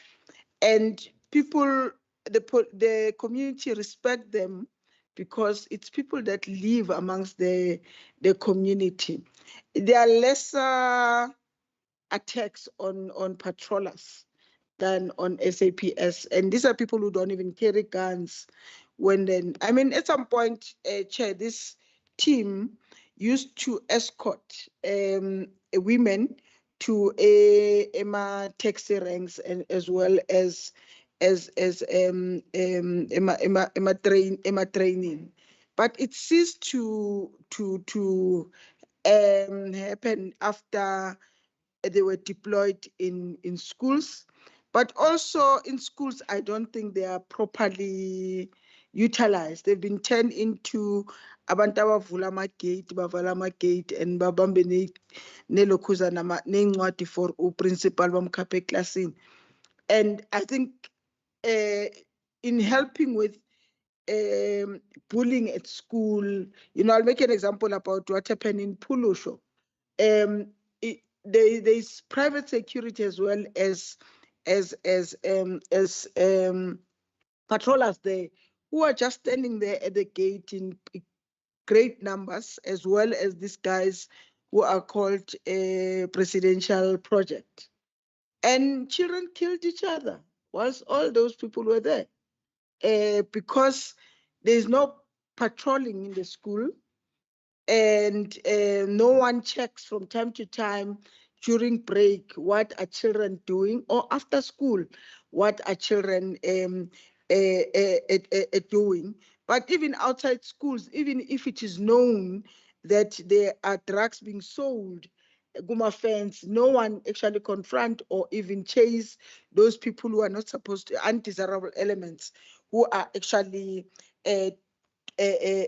frequenting the schools and selling drugs there. So I think the deployment of patrollers at schools, for me, it is not. It's no longer as useful as it used to be, except them really doing what is guarding. They're actually doing guarding services at the school gates. Chair. The other issue, I think, now that we no longer have a lot of patrollers in our communities, they're now being replaced by about Tutula, and as well as Soweto Parliament, because this work used to be done by patroller groups, and because we were able to control them as government, because we had a relationship with them, so they were not involved in illegal. Of course, there are one or two of them that were involved in illegal activities, but they were controlled.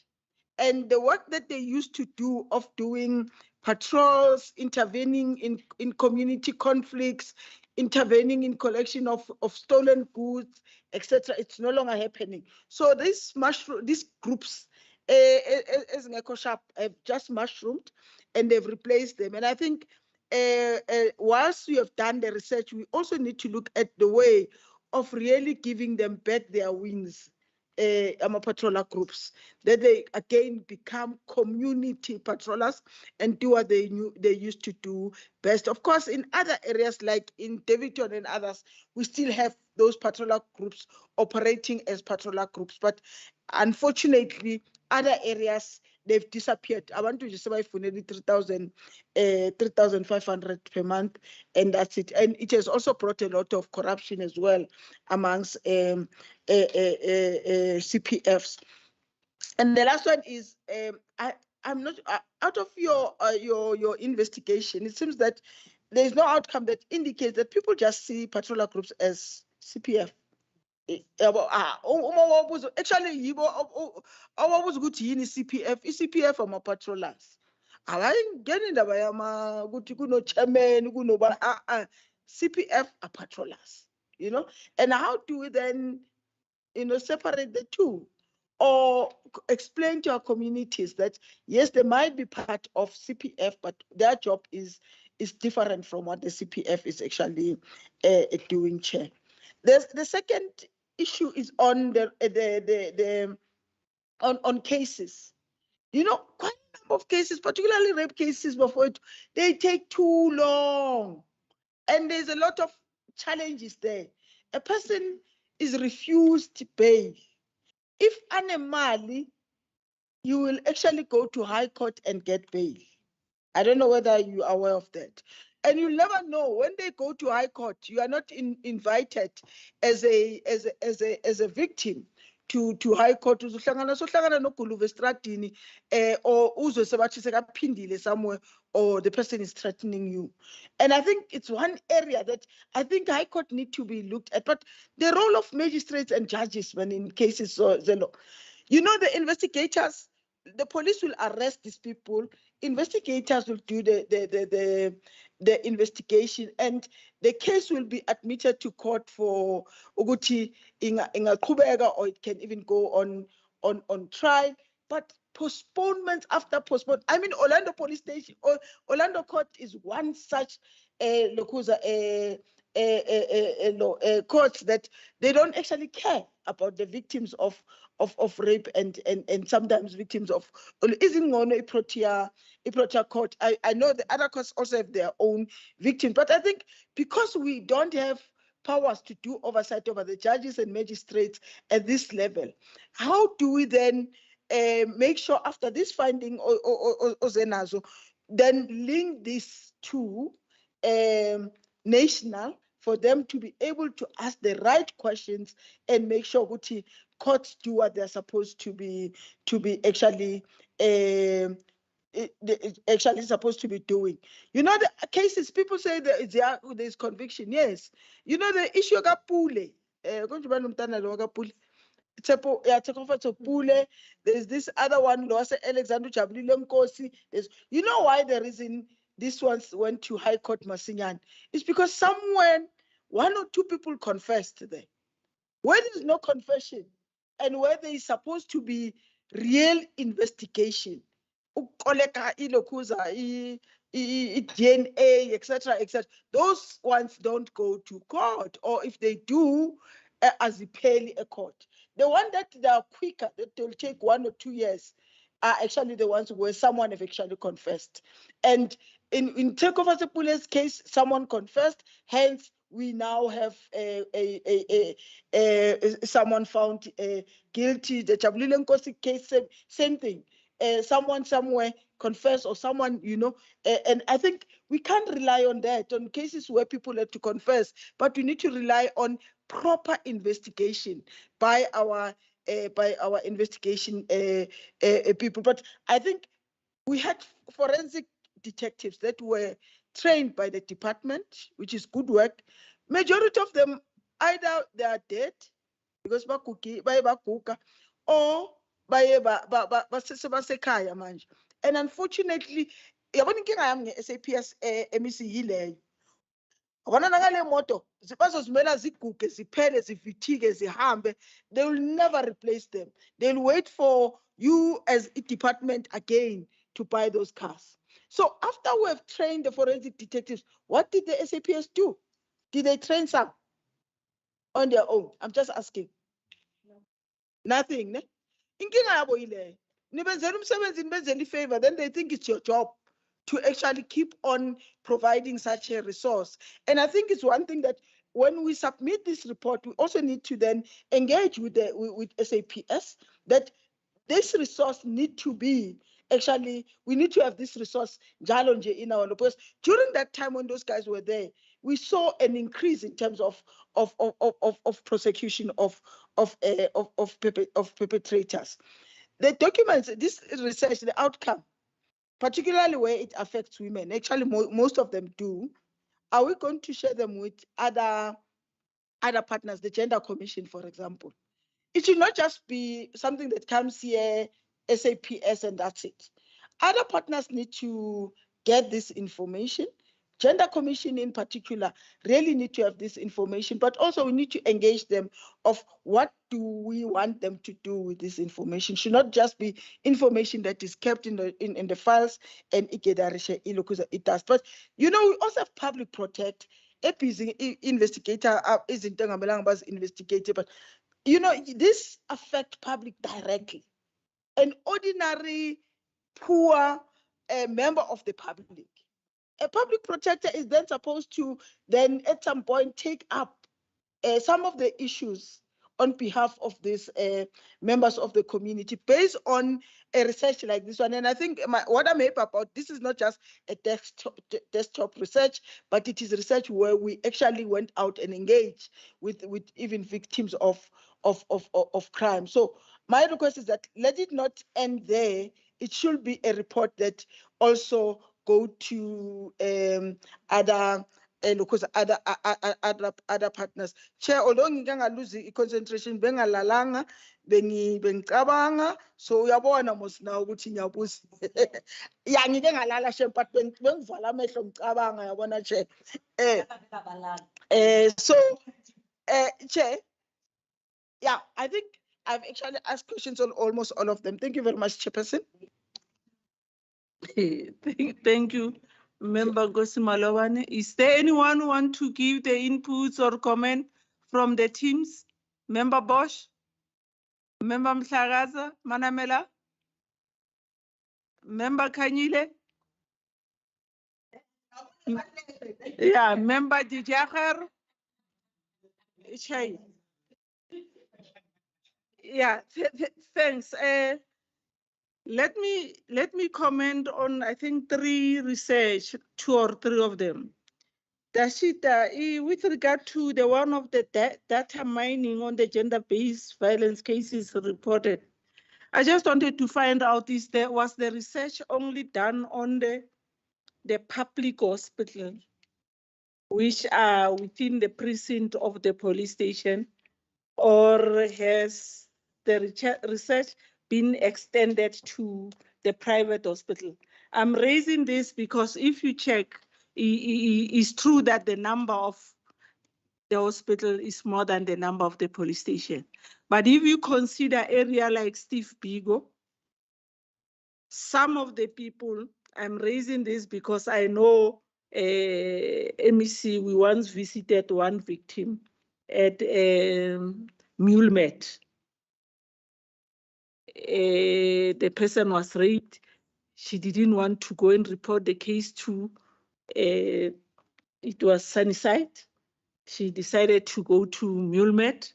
Then you'll find that stats in the private hospital, it is not covered. Does your research only based on that the two without taking into, I know the private hospital sometimes have fussy in terms of people coming to do the research in their institution. That's number 1. Then the second one is on the issue on the research on patrollers. It is clear in your research that communities see the difference when patrollers are there. Now, is the department going to be able to provide tools of trade to strengthen the morale of these patrollers? Because if you check, some they're just doing that without having tools of trade, or because some they've been just requested by their friends that come and join without even getting a statement. If you remember, honorable members, we once received a WhatsApp complaint that I've been volunteering and volunteering. What is important to me, HOD and MEC, are they going to be assisted with the tools of trade to boost, strengthen their morale? I mean, it's true, they are the ones who are doing their work this nowadays. And the second thing, I just want to find out that, because in the challenges, Dasita, you mentioned that the constable, to me, the constable was having a jealousy in terms of the patroller making arrest. And that, is that not unlawful for the patroller to do arrest? There's a feather, alogarawa MEC.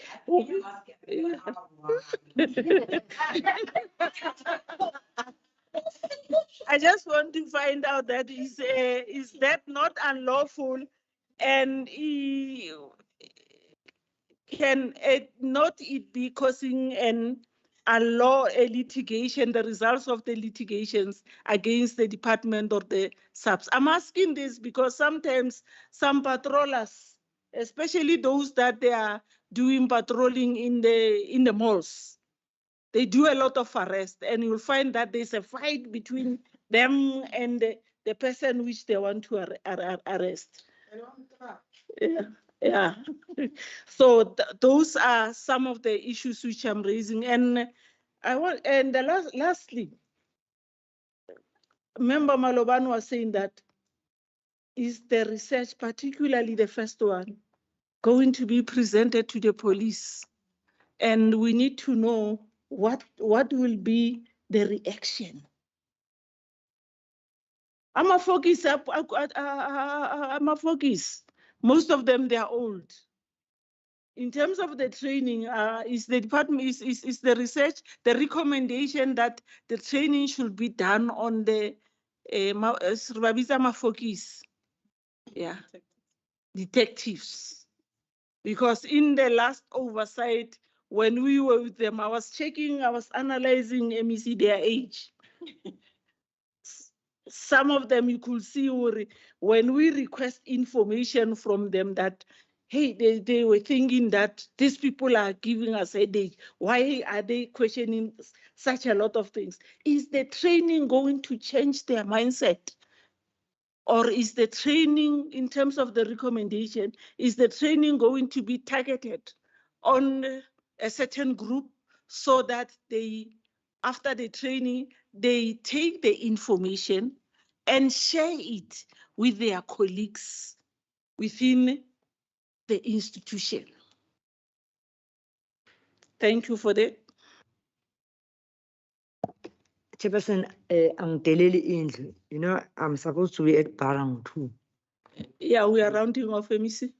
So Over, yeah. Those victims from chicken farm, we promised that we'll visit them today. So being so clear apology. Number two, I had to verify with Daxita on the research on GPV, because currently now there are GPV desks at police stations. So the research is from last year. So in other words, there's a possibility some of the things might have improved. Although they say research never, but in Iboli, yes, sorry Hoffman, it never gets rotten. Rotten Africa, fraud. Yeah, a fraud, yeah. On the issue of patrollers, we take the council from the portfolio committee. In fact, since ngafika 2019, ke butsa uniform, tot fanda, na umtu wakakaithe. Ama-patrollers wethu, they look shabby. Every time you ask, hi, is in the bit, whatever, hinlento zeningi le bureaucracy yenu. Iku aba, hey, kubi, ngilwimpe wanjalo nje. Hayi mani ngikhathele ngathi ngakukho umuntu ngamphosa estradini ngithola ozimisele. Since 2019 we're talking the same thing, uniform. Ayenzwa. That is why people now are establishing your neighborhood watches, they fundraise, they do what. Our patrollers look shabby. Hayi nabo bagcwasele abanye baze bafake nekeketsi ke manje hawu ngiyakutshela. Kade ngisabakhuza laba benginabo lapha esibukeni ngoLwesibili ngithi hayi kodwa ama-patroller ngani kwesinye isikhathi kaLaboraro eChepeson. Omunye leta for a scooter yazi for a scooter. Because it means Leruna on our side, we are not putting in some effort to make them be lookable. Since ngangena 2019, now we are in the midterm. We're only left with 1 year. Siyaphuma office.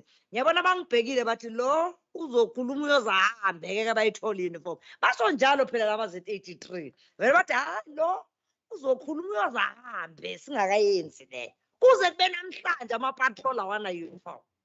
Mhlawumbe nasebetshelwa yini sebezolalela. Mina kunini ngikhuluma babona ngathi ngikhohlakele. You look at them, they look terrible. Others, their uniform are worn out. Azaphele ngisho nalento reflector le China yo le. Which endangers them. You are right, they don't have tools of trade. Abana ngisho ne-pepper spray. Babutsotsi bamenaye namaphoyisa abasabathathi serious namaphoyisa. There was a time kuthiwa kulontsha something, community in blue. Ngithi ngibuza no former MEC, yini le community in blue? Athi lalela ke mngani wami. Mina ngizange ngiye nokuya kulo lontshe community in blue. And it creates a problem because it's causing divisions in the patroller movement. Ehamba shavele. Ngithi manje bayahluleka uwafaka nawo lama-blue. Ngithi no, it's us as the department who started the community patrollers. Bona bayigova endleleni. And what they are doing, they're also causing divisions in communities. Because when they recruit some of the patrollers, they say you'll be community in blue. So you find these ones, the community with mbashile orange reflectors, they feel marginalized that these ones are going to be are being recruited to be community in blue. There are lots of challenges there, Member Hoffman. I'm sure now you always see, because we are always on the patrol. You see, Hoffman always carries Mushinwam when he goes and but I patrol, because in some areas we may not have patrollers in his area, but you've got your neighborhood watches, and you'll never set your foot there. That's why others, they take advantage where they know our patrollers are not armed. It's just labo mama laba balingana now no laba bathanda umsebenzi. And maybe the study should have showed you there are more women patrollers than men. It's women in most numbers now that are in the patroller movement vis-a-vis men being there in the patrollers. That's why, right? But because we don't also scooter, but we patrol. Another thing that I wanted to add, I think it's linked to the question either it was asked by Member Mal, or it was you, Chairperson, on the patrollers, or I think Member Malu, but patrollers at school. So you find there are brigades there, there are also patrollers. With the deployment also, education only has got a limit that you can only deploy for. And because it's danger, because of the break-ins, we have now taken a decision that let them rather bangene ebusuku, because kuqhekezwe ebusuku. And these brigades that are pushing and shoving them, kubangwa i-guard house bonke, babakala i-guard house. Let them work during the day, so that our patrollers actually go in at night. And then we said they must also try by all means that there be a male within some of those deployments, so that then it's not women alone when you deploy those patrollers. So, but the bulk of the work, Chair, they are here. They will respond like I've requested an apology. Chair, families are waiting there. We're waiting at the entrance of H4. Siyabonga. Tolibale.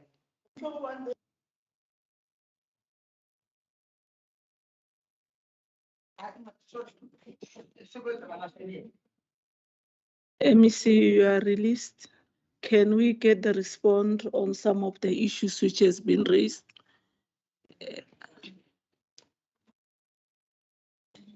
Jessica? Thank you, Chairperson. Can I ask Nazi to add further information on the patroller program and Aswi to respond to your question about the private and state hospitals? Thank you.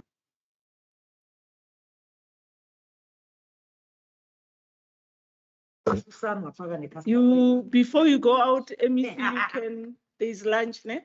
I'm already late, Chair. I don't think I'll be. You can, I had have the taken takeout. pasta oil to clean my stomach so that I eat.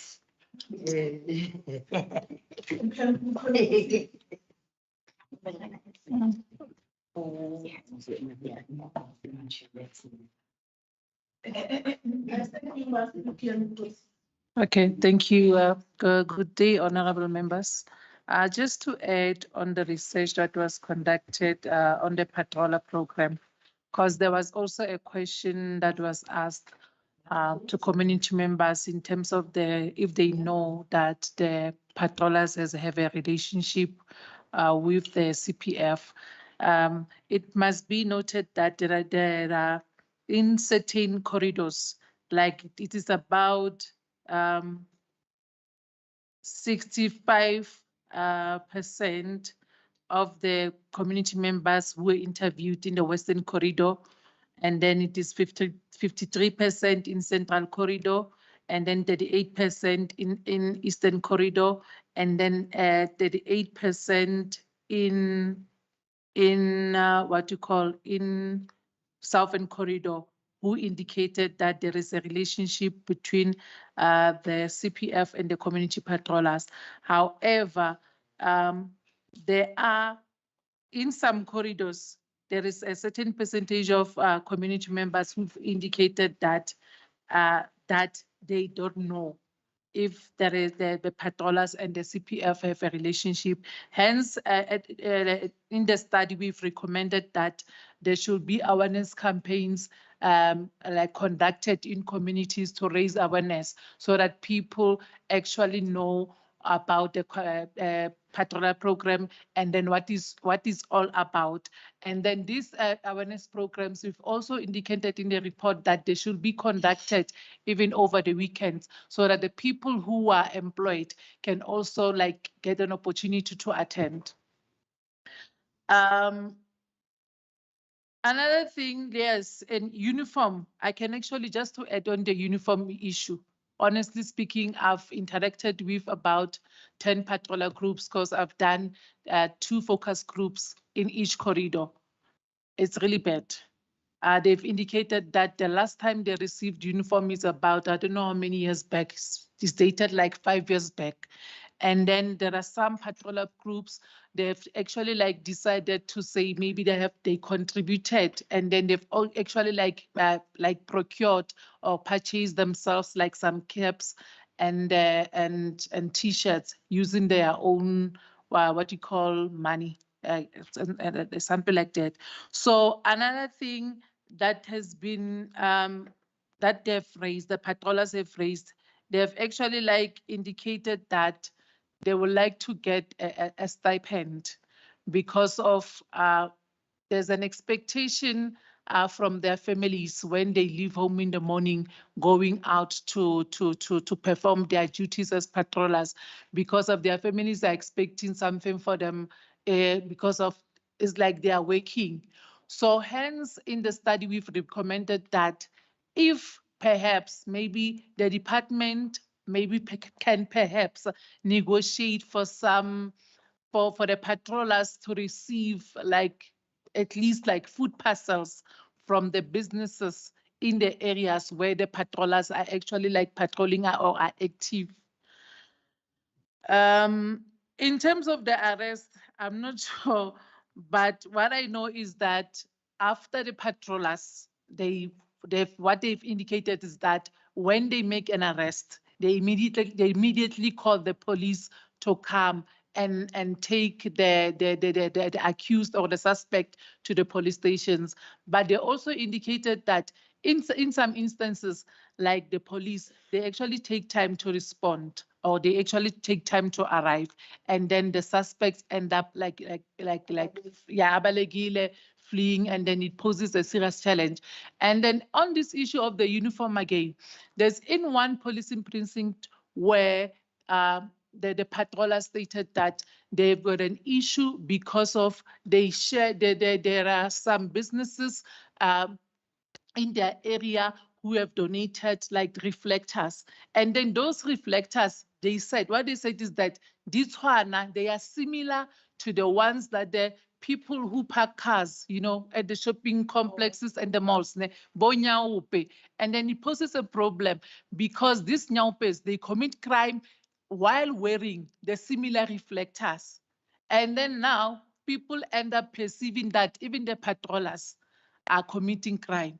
So the issue of an uniform, I also like pray and believe that it needs to be speed up.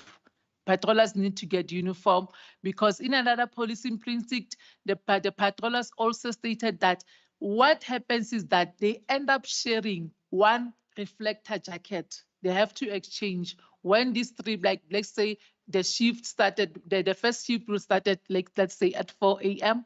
They will like exchange the jacket when the another shift started at 9 for the entire day. So they will share one jacket. So you can imagine sharing one reflector jacket with like more than one person wearing different jacket in a day. So thank you very much. That's all I'm going to say. Thank you. Do you want to respond on some of the things? The hospital. All right. Thank you, Some masks. Thank you, Chairperson, and thank you, honorable members. I would like to respond to the hospital one as to whether we also included the private hospitals.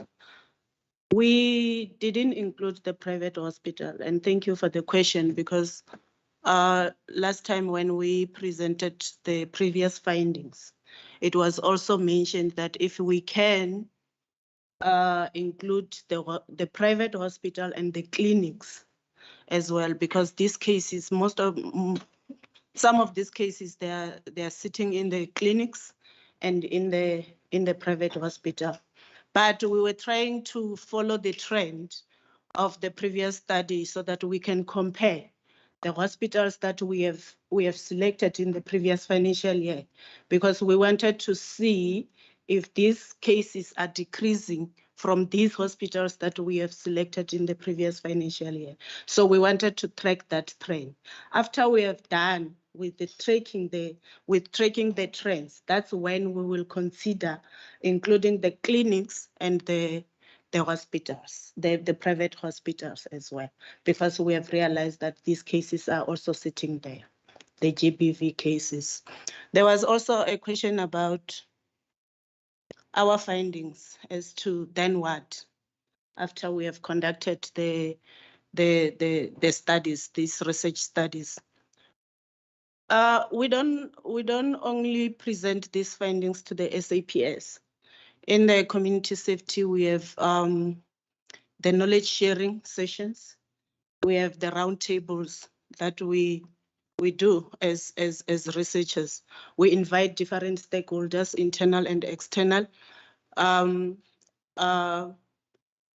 only the SAPS. This is where we present our findings. And in terms of the implementation of the findings, this is something that we are still going to consider as the research team and the department as a whole, as to how far are these stakeholders in terms of implementing the findings that we are presenting to them. Thank you very much. Thanks. Dasita, do you want to say something before I summarize? Just a follow-up to what Chef just said, Chair, because this is not the first time that there have been investigations, or not investigations, but research. Maybe she can share some experience of having shared them with other stakeholders, and maybe it will be important to name some of those. What happened next?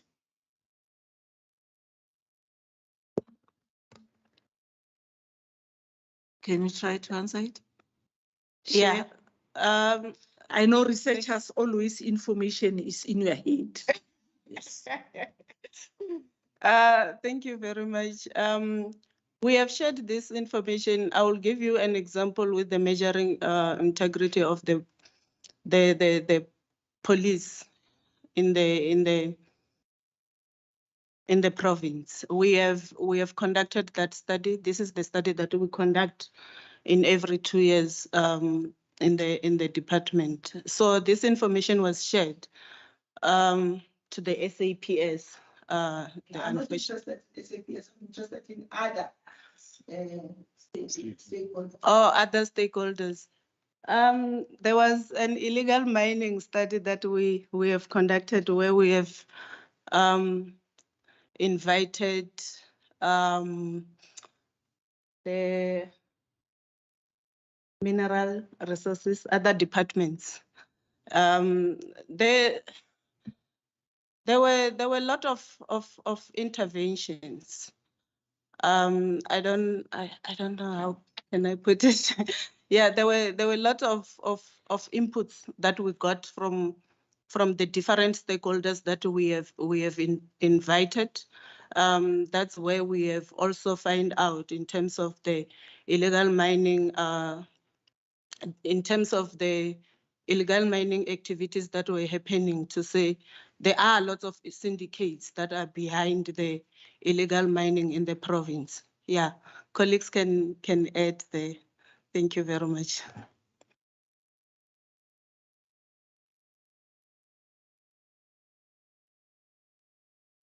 Yeah, I think because of Okaruswerika. No, Chair, you know why I'm asking that? Because she actually dismissed the question itself, because I wanted to know, except giving it to SAPS, who else do they actually give it to? And what happens then, you know? And then no, it's not only SAPS that received this research, also other partners, blah, blah. But then, anyway, I got my answer, Chair. Thanks, Member Malobane. Before Dasita, you raised the issue that patrollers are not getting stipend. I'm a little bit worried. We are in the department. I mean, why can't they apply for the EPWP? You know, I was, Member Malobane, when we were working with Puka, he has taught us a lot of things. For us to apply for a stipend, there is an EPWP funding where they can apply and give the patrollers the stipend based on that. Is it you and Lati? Yes. Why? No. I'm asking why the department can't do that. Because patrollers are doing something which is assisting the department to address challenges which are affecting the community, and also is one of the achievements at the end when we report in the legislature, and even the premier. Sometimes when he report, he talks about patrollers. I think HOD CFO is a pity, he's not here. If Nick, you can sit down, la lebella, the party application at the EPWP funding. I think that funding, you know, when Member Malobane and other members, when I was at Tshwane, you know, you remember we were excelling in terms of funding of the EPWP. Each and every section was having an EPWP worker, because that is a fund sitting somewhere. It needs that a motivation and proposal. And then how are you going to manage it? And how do you account at the end of the financial year? It's either quarterly or half yearly. It doesn't mean that we're just politicians. We are from the Z83. I'm suggesting that, Member Malobane, because it's frustrating. You know, I was checking our patrollers last time in Ribanelaka High School. You know, I felt for them with those jackets, where it's torn. I think Jarteng, I've got a jacket, yeah, the patroller, because my son was once a patroller, and that jacket is still new. Come and collect it. I'm suggesting that. And the other thing, there is no tender. HOD. Now, we have been researching, wanted to check when was the tender, the uniform or tender of getting, I think. This committee's bill, it is BEC or BIC. When was that tender advertised? So that the poor patrollers, mara the gender-based violence, the GB brigade, the uniform, so they are excel, they are so nice. Lady in oranges. Let's take this patrollers serious. They are assisting us as the society. We are relying on them. Otherwise, Dudula will be taking over. I'm saying in other areas, they're still coming to introduce. Does it summarize so that I get? I think the issue of EPWP, maybe it's also the laws that are there. Remember, patrollers are semi-permanent. A number of patrollers that are in the service, hence the MEC have indicated that some of them are older, our age. I was once a patroller. We started this program, my patrollers in the townships. So imagine a person that has been a patroller since 1995 to date.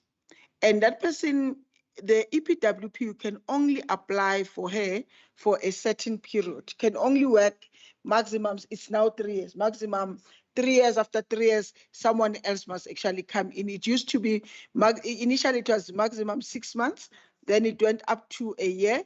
Then we fought, actually the Department of Community Safety it's actually one of those that really fought for it to go up to 3 years, so that at least patrollers can stay a certain period. So it becomes very difficult. When we introduce patrollers in schools, because they were supposed to work for a year, the number or the people that were patrollers get exhausted because you had to overkeep it. After a certain group, put in another group, a certain group, put another group. Then we ended up with no patrollers.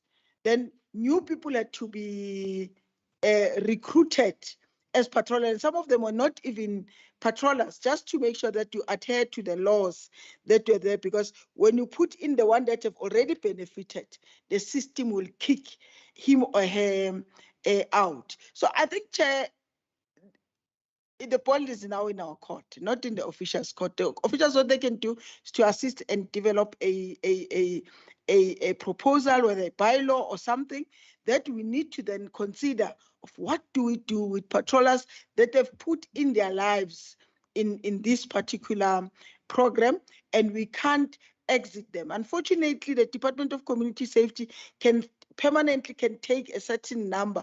At some point, we took them as security guards and also as cleaners, but you can only take a certain number and not the whole group, because in Gauteng we've got more than 3,500 if I'm not mistaken, patrollers. So I'm actually intervening on their behalf, Chair, because I know it is not the officials that are supposed to then come with ikambi to this particular problem of patrollers being paid or taken in permanently.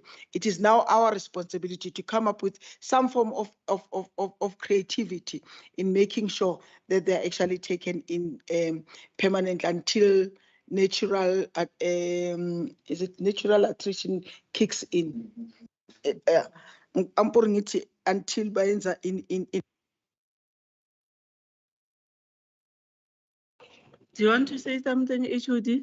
Even Member Malobane, even is our responsibility.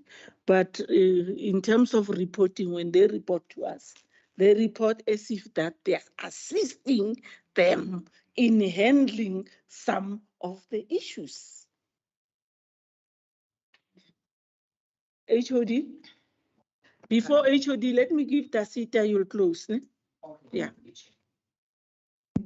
Thank you very much, Chairperson. Just in terms of dissemination of the research findings, we do cast the net very wide.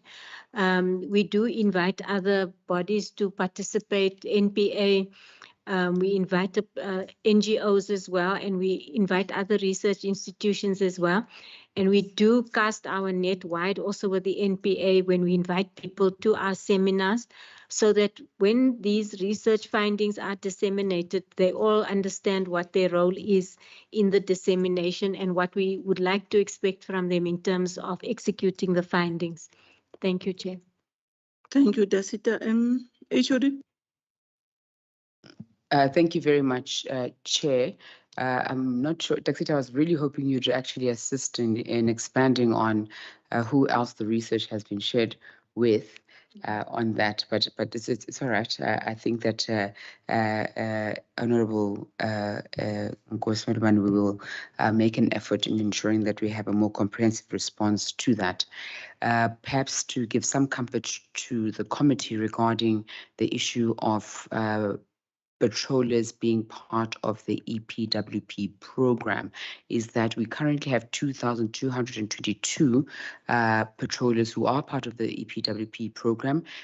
We have a total of 4 million rands worth of grant funding from the Department of Public Works from national in that regard, of which part of those are the gender-based violence brigaders. About 615 of those are GBV brigaders, and then others are broken up into different areas. We do, the Honourable Chair of Chairs is correct. We are working with the Department of Education. As a matter of fact, the uniforms, and I actually don't want to call them uniforms, the jackets that we've ordered are for the Department of Education patrollers as well for the school program. They have 3,800 of them in the different schools. What we're trying to do is try and make them a little bit more effective, because schools are still being broken into. So we're really trying to work with communities that are who already have social mobilization, so that they can help the patrollers who are there. Then we also wanted to just make sure that indeed it's correct. We can't keep them on the program for too long. So we want to work with social development on issues from welfare to work programs, particularly for our gender-based violence victims. And you'll find that a lot of our GBV brigades are victims themselves. So we want to work with them on that, so that people can actually transition.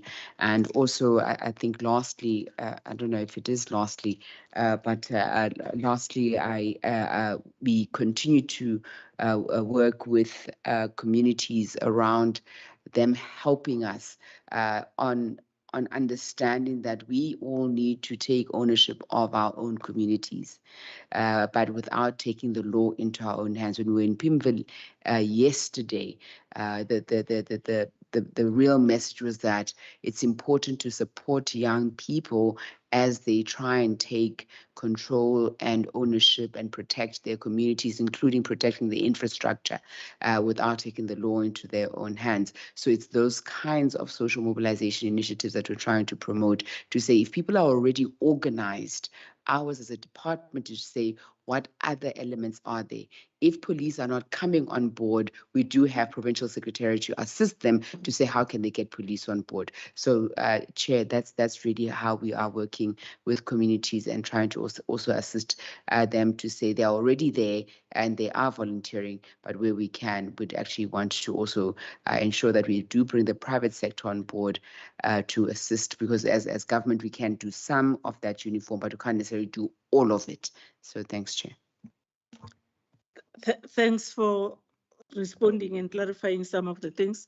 And thanks for the research. I hope the researchers, Dasita, they will take further some of the recommendation for further study. Ne? Yeah, I think they should not just end there. Findings, recommendation, throw them away. There are certain recommendations which they can be taken for further study. Thanks for that. Honorable members? We will be getting copies. Yes. Yeah, we'll get them. We might use We might use some of their research, taking them further for our own studies. I want good on HOD.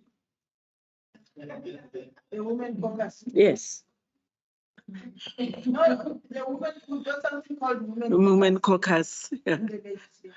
Yes. This can actually Assist us. in terms of some of the work that they are involved in. Yeah, can we move to, honorable members, to agenda point number 5, which are resolutions? Is a pity the MEC has left, but we wanted to raise that HOD.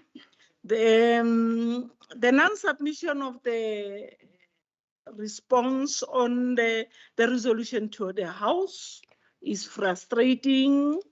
And as we are not performing, therefore we are requesting that the issue need to be handled. Let the resolutions be submitted, because we are not going to do a follow-up again. With regard to, can we move to NCOP matters? There are none. Correspondence? None. Other matters? Today we are tired, honorable. Other matters, Member Malobane? Okay, thanks.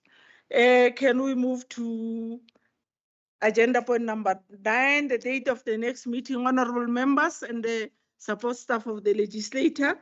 The next meeting will be on the 17th of May, is where we are going to receive an oversight report on the departmental budget of 2022-2023, and also the fourth quarter report of the department for 2021-2022 financial year.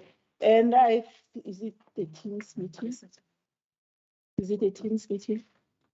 Yeah, I hope the meeting, it will be on Teams, honorable members, is a research analysis. Thanks for attending and staying till 2 o'clock, till 3 o'clock. I hope other meetings are not going to have such a long meeting. And I hope in the next meeting, honorable member Malobane, the issue of the exercises will be addressed with PDA, because we need a healthy lifestyle. Thank you. The meeting is adjourned. Lunch is served outside. Yeah.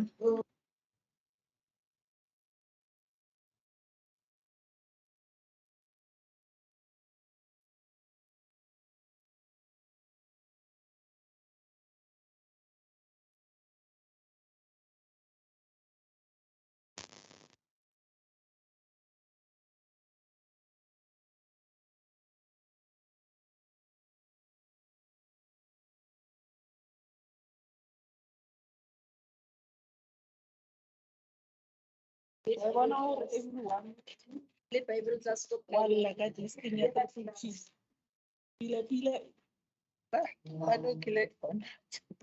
The meeting is adjourned on the Teams. The meeting is adjourned on the Teams. Can you log out?